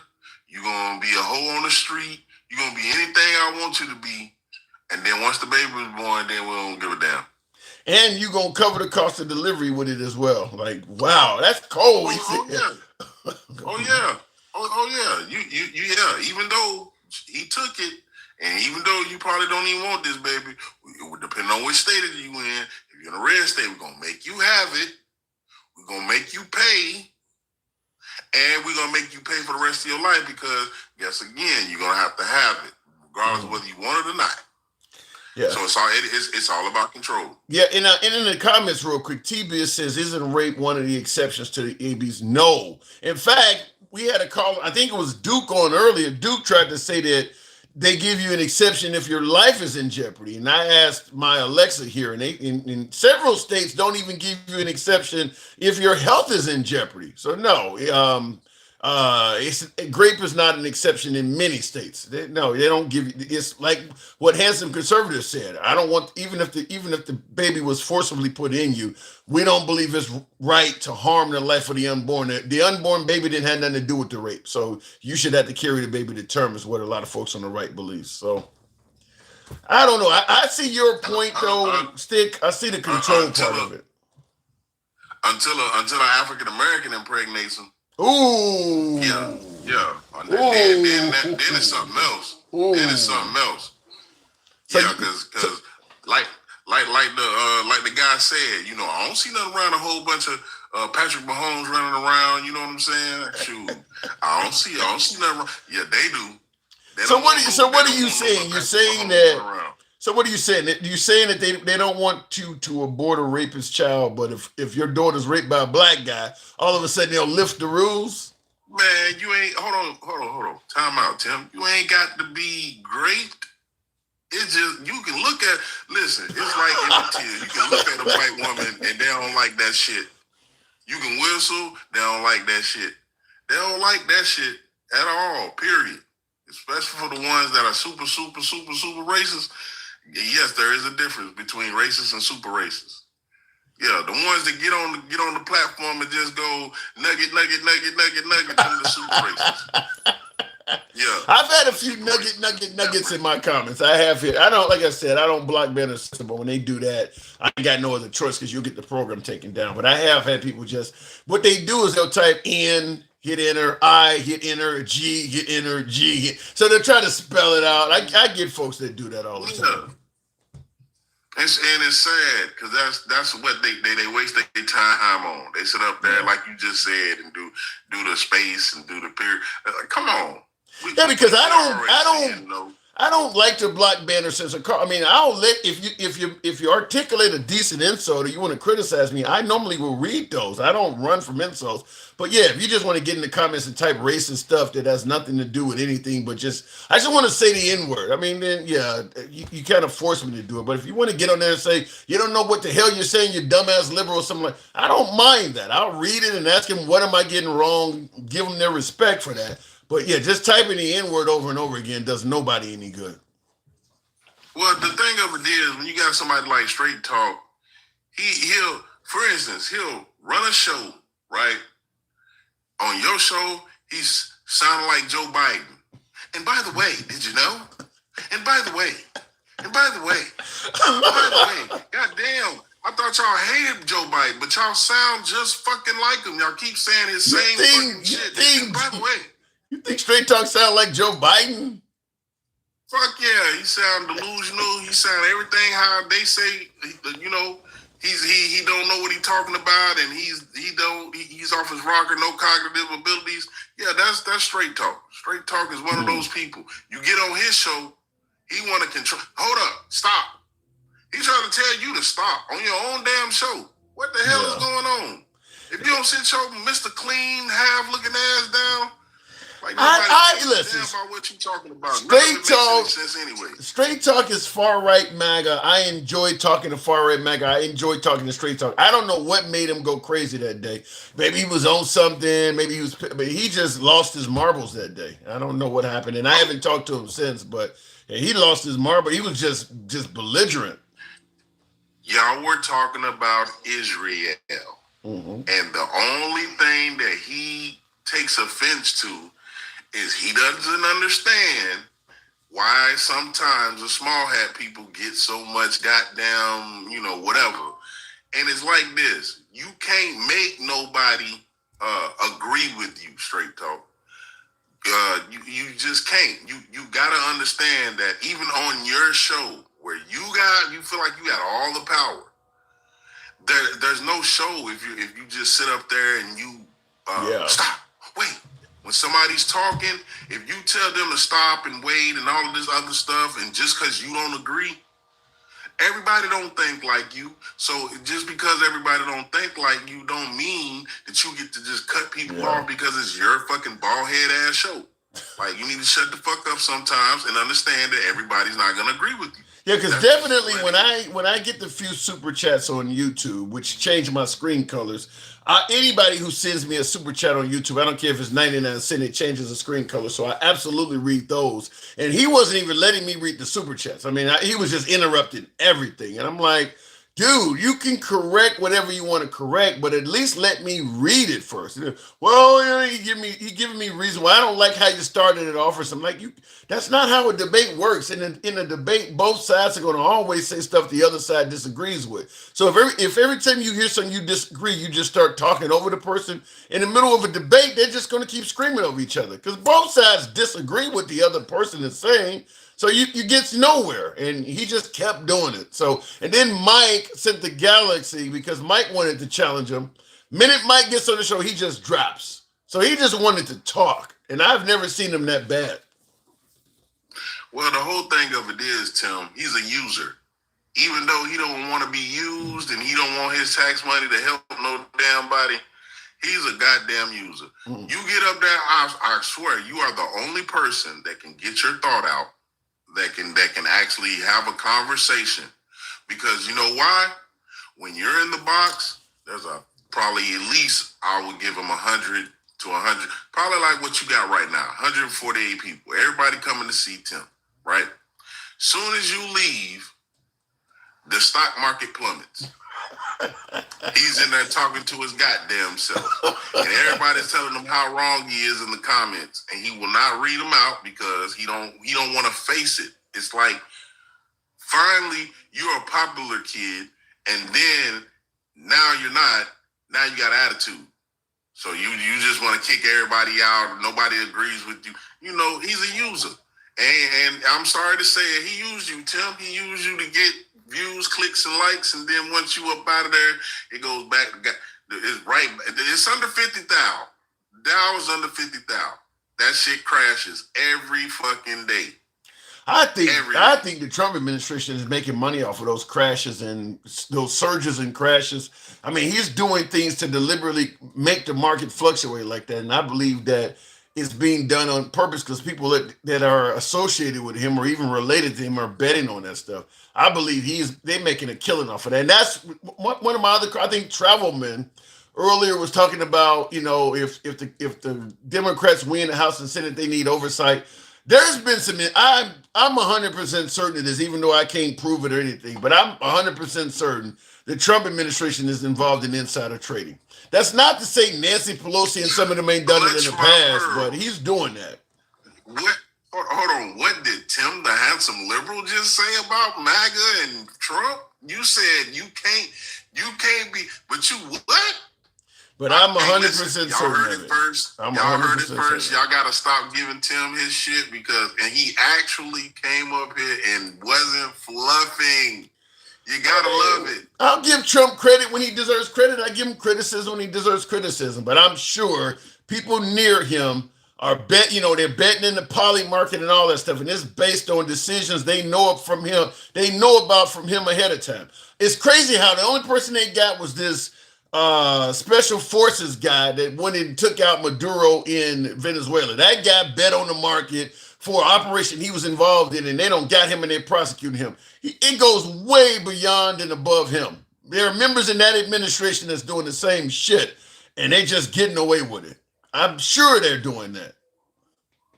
They're getting away with it because they don't listen. That man was from humble beginnings, and probably still has humble beginnings.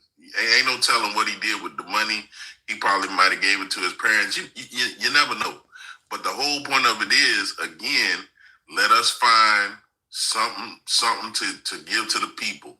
Let us get, it's almost like a public hanging. Let us just throw them out there and see we catching people. But it's not the people that needs to be caught. It's just something that they can put in the news, something that they could say that they're doing when in actuality they're not doing shit. Yeah. Marjorie Taylor Greene, she made money. Nancy Pelosi's husband made a lot of money too. I'm not going to say the liberals ain't doing it. I was about to say Nancy Pelosi, she made some money, and her husband done made some money. Anybody in politics can make money at this point, right? But then it's like, okay, why are we always holding the Democrats and the liberals to justice, even in our own party, when it comes down to Republicans and or MAGA? The first thing they want to do, he's allowed to, or he, they make excuses. The Democrats did not hold Nancy Pelosi accountable. Oh well, they could have. They didn't hold Hunter Biden accountable. Hunter Biden made money off his dad's name too. Now, time out. They first of all, the head man in charge told y'all, and I told y'all, he shouldn't have said what he said, which was, I'm not gonna pardon my son. He should have told them, listen, because of the climate, I'm gonna make a decision. I'm just not gonna make it right now. But because of the climate, I'm not finna let my son be accused and charged by these folks, because they'll say the answer is simple. I'm not going to even discuss pardons until look. I'm gonna let the court system play out, and I expect my son to be found not guilty, and I'm not even going to think about pardons. And I would have left it at that because Hunter Biden wasn't found guilty until like October, I think, or something like that. By then, it was Kamala Harris, and Biden was kind of out of the picture anyway. But don't give them information so that they can use against you in the campaign. Just say, look, we're focused on proving my son was innocent, and I don't even want to talk about pardons right now. That's what politicians do. They spin away from shit they don't want to talk about. We know our son is innocent. I'm standing there with the wife there. We know our son is innocent. And right now we're focused on proving that in the court of law, and we're not even going to entertain pardons because it's not necessary. See, Tim, I wouldn't even took it that far. I would have took it just like I just said. Look, that's my son. Y'all should know I'm a part of him, especially in this climate that we are currently in. Now, if you make it clear you're going to pardon him, then you don't come across as somebody who's tough on crime. So again, that's why I said he should have just came out and been straight up. Look, this is my son. You see how they're acting on the right. The same shit that they doing to us right now, I would have did it back then. Yeah. The same shit. I don't know if it would have worked back then. I don't know if it would have worked back then. I think, to me, dodge the question. That's what I would have done. I don't think saying, look, it's my son. You think I'm going to let my son go to jail? No. We know that, but dodge the question and push that out as far as you can. By then, it won't affect the election. Okay, so for the people who understood the assignment, how did vote for me or you ain't black stand with you? You understood the assignment. You understood that he wasn't being racist. You understood that he was saying, look at this motherfucker. He ain't gonna do shit for you because you black. Yeah. So if you vote for him, you voting against your own best interest. You stupid. That's what he said in a nutshell. Now, if that's saying that I'm racist, I don't know what the fuck MAGA be talking about. And obviously we don't have to be MAGA whisperers. Yeah, obviously the black community did not think vote for me and you ain't black was racist. That was predominantly Trump supporters, and most of them were not black that were saying. Few black MAGA, but for the most part, the overwhelming majority of black voters did not think what Biden said was racist. So, but it worked for a little bit for conversations. That's about all it amounted to. Man, tap dancers are gonna be tap dancers, and their names is not Gregory fucking Hines. Oh my god! Ain't nobody trying to hear that bullshit. Gregory Hines and goddamn what's my boy Sammy Davis Jr. They was true black Americans, and they was not fucking tap dancers the way that y'all fucking tap dancing blackers be. That's the sad part about it, right? We call them tap dancers, but them right there was called hoofers. Those were hoofers. Y'all motherfuckers that disagree with MAGA and y'all got melanated black skin, y'all ass is tap dancers. Yeah, okay, it's a difference between a hoofer and a tap dancer. Y'all ass be tap dancing, yes sir bossing, yes sir master, like my GG be saying. Yeah, yes sir master, yes sir boss. We's doing it. Herschel Walker ass motherfuckers. You sounding like Gangsta Grandma now. You sounding like Gangsta Grandma. I gotta move it on though. I'm sick of it. Say that again. Hey, I knew you soon as Gigi came on. Now I got to move it on.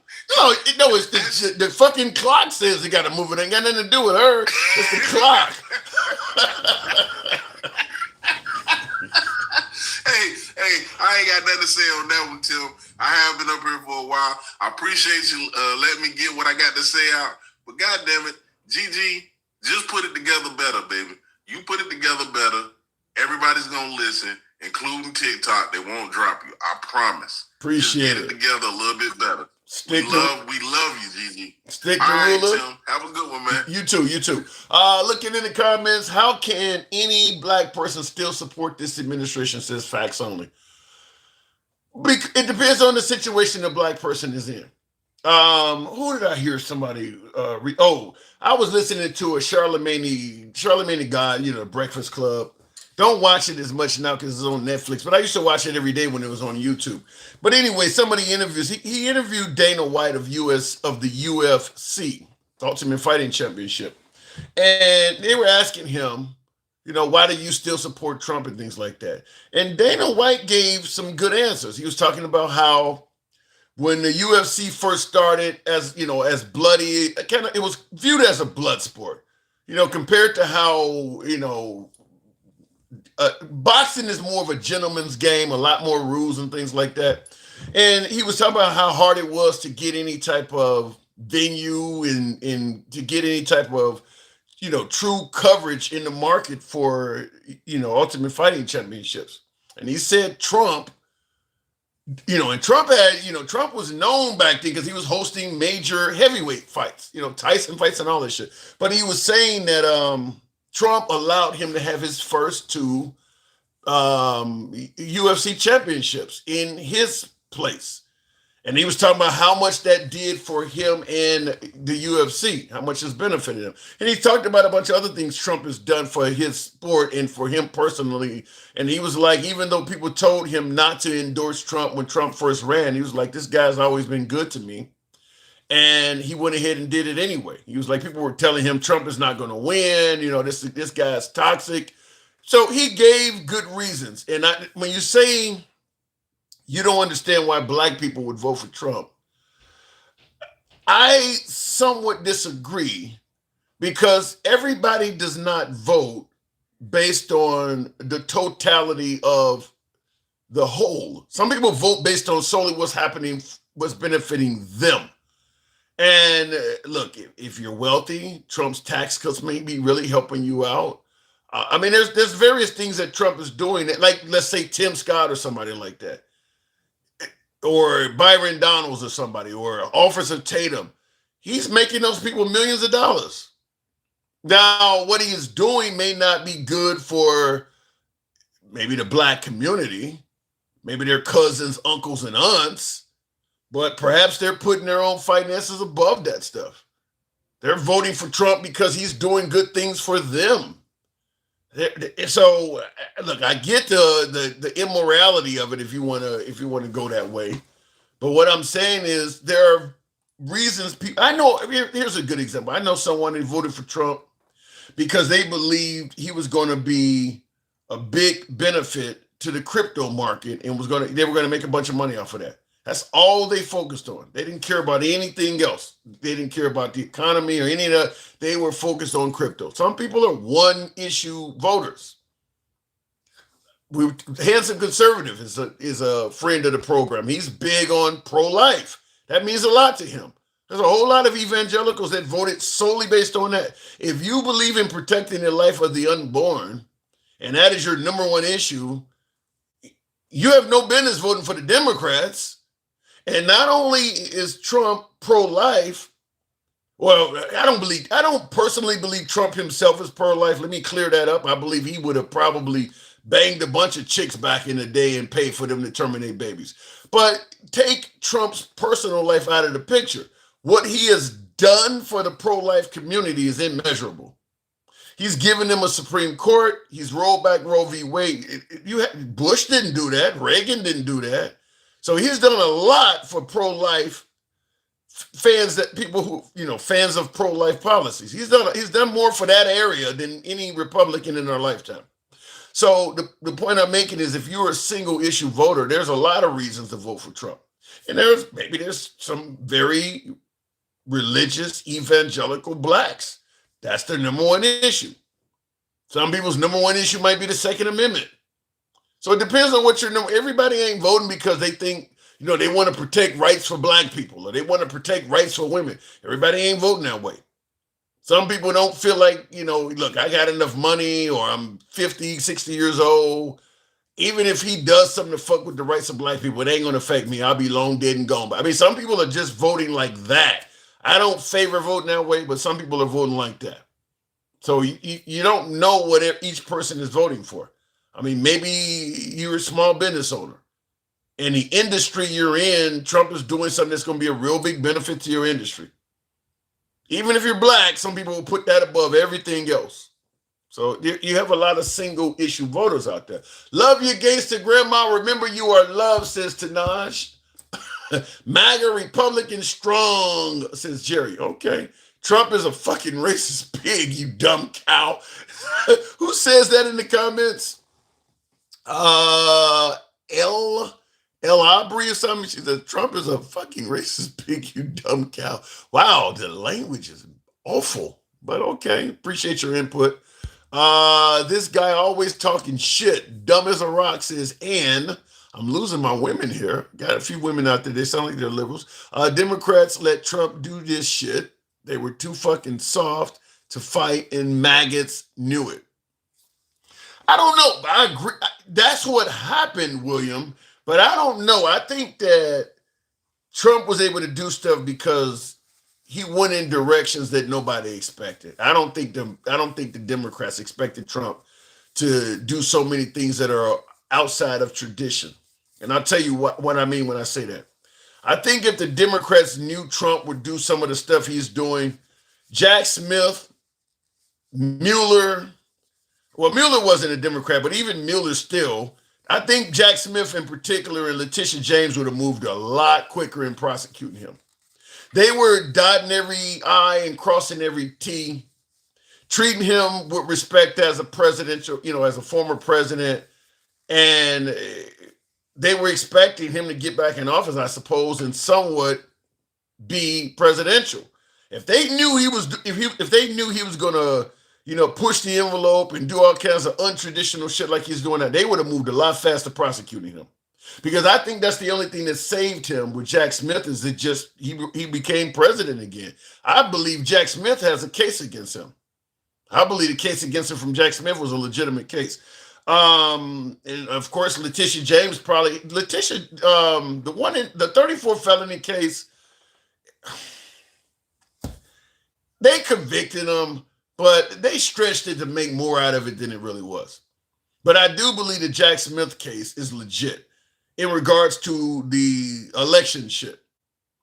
I believe Jack Smith could prove that on January 6th, when Trump invited all them there and stuff like that, he knew ahead of time that he had lost that election and just went there anyway and told everybody he won and caused all of that mayhem.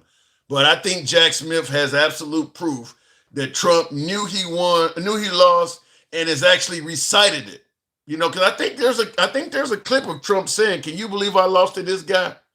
So you knew you lost. You're here telling these people you won and said, here's you're in conversations admitting you lost. I think he also said it as some kind of, it wasn't in a correspondence then. Something he said comical. He's publicly said it. Like, you knew you lost. Why are you here telling these people you won? And now you seeing them acting like that, sending them to the Capitol building and shit like that. So if Jack Smith can show proof that he knew he lost, then he's responsible for January 6th. And I think Jack Smith would have had a good case against him. And if they knew he was going to govern in the way he's done, I think they would have moved a lot quicker and prosecute him. And they would have not dotted every I and cross. Because Trump ain't dotting every I and crossing every T.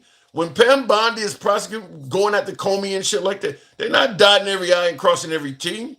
They're giving you one-page indictments and shit. They're rushing to go at the people. Because Comey's first indictment, the statute of limitations was about to expire. And they rushed it in like a day before that. So Jack Smith could have done a lot more, a lot quicker than he did. But they were trying to treat him with the dignity and respect of a former president. And like I said, crossed every T and dot every I, and time ran out on him. I think all our presidents since Reagan, except Jimmy Carter, committed felonies. Could be. But like I keep saying on the program, Trump's mouth is what causes him more drama than the rest. Just like with Bush, they didn't prosecute Bush for the Iraq War. It might happen with Trump because he's doing things like posting videos to rap and hip hop music of Iranians dying and shit. I mean, he's just making fun out of it. Like you just enjoying killing people. I mean, if you took away Trump's internet and probably his microphone too, I think the guy would be a lot less underwater in the polls. It's just the constant bragging and boasting and insulting. You just unnecessarily make enemies that you don't need to make. So I think that he could have done a lot of the things he's done, but if he just simply done them in a dignified manner, he would have got a pass. Even some of that shit that ICE has done, he might have been able to get away with some of that stuff, but just you bragging about people being mistreated, or you're taking fun, you're taking pleasure in this shit, it just makes people hate you more. So we'll see what ends up happening though. He's a 5-year-old intellectually and emotionally. What are you trying to say? He's 5 years. I don't get what the rest of it got cut off. You're so crazy, your eyes are crossing more and more, it says Johnny. I can't do nothing about the eyes because so many cameras are watching me. So when I'm looking at a different camera, my eyes crossing there. So there's nothing I can do about that. Welcome to the post-disclosure world, huh? The Democrats are full-blown communists now, led by an illegal communist, illegitimate president, Barack Obama. What? And like I mentioned earlier, now this viewer here saying the Democrats are full-blown communists. Didn't you just hear? We played it earlier in the program. Carolyn Levitt and J.D. Vance talking about how people are trying to put a hit out on Trump's life or take Trump's life because the Democrats are always calling them fascists and socialists, or fascists and Hitler and shit like that. Meanwhile, in the comments, you have no problem calling the Democrats communists. To me, it makes no sense that you only see stuff like this when Trump is the victim of it, but you're engaging in the exact same type of rhetoric that you would suggest that to kill Trump or whatever the case may be, but you're literally doing the same. And it's not uncommon to have a whole bunch of people on the right calling Democrats socialists and all this other shit. I mean, I played this earlier, but it's worth playing again. Look, we can disagree with one another, we can debate one another, but we cannot tell the American people that one candidate is a fascist, and if he's elected, it is going to be the end of American democracy. But for that to happen, we must defeat Comrade Kamala Harris. I use that term because you know what that term means, right? Communist. She's a Marxist, communist, fascist, socialist. Somebody's got to explain this one. There's a radical left, Marxist, communist, fascist. This is communist, this is Marxist, this is fascist. But you know what? It's dangerous. I think this is a different kind of a race. All we have to do is define our opponent as being a communist or a socialist or somebody that's going to destroy our country. All the same stuff that Carolyn Levitt and J.D. Vance are claiming that got people to try to take a hit on his life. He's on video saying the same shit about many, many other people in the past. So call it what you want. I call it hypocrisy. That's a fat fucking pig talking out of his fat orange ass. Says, wow, that's your president. Anyhow, folks, I do appreciate the 149,000. I didn't solicit the hat and mustache enough in this program. Few of you folks supported the program, and I do want to thank you for that. But nevertheless, it is your boy Tim the Handsome Liberal. Will likely be on tomorrow if you favor this uncensored programming. Follow the program if you're watching us on Instagram, TikTok, Substack, or Clapper for getting my apps. And if you're watching us on YouTube, give your boy a sub. I'll see you guys tomorrow. Take care. I'm out. Gotta go.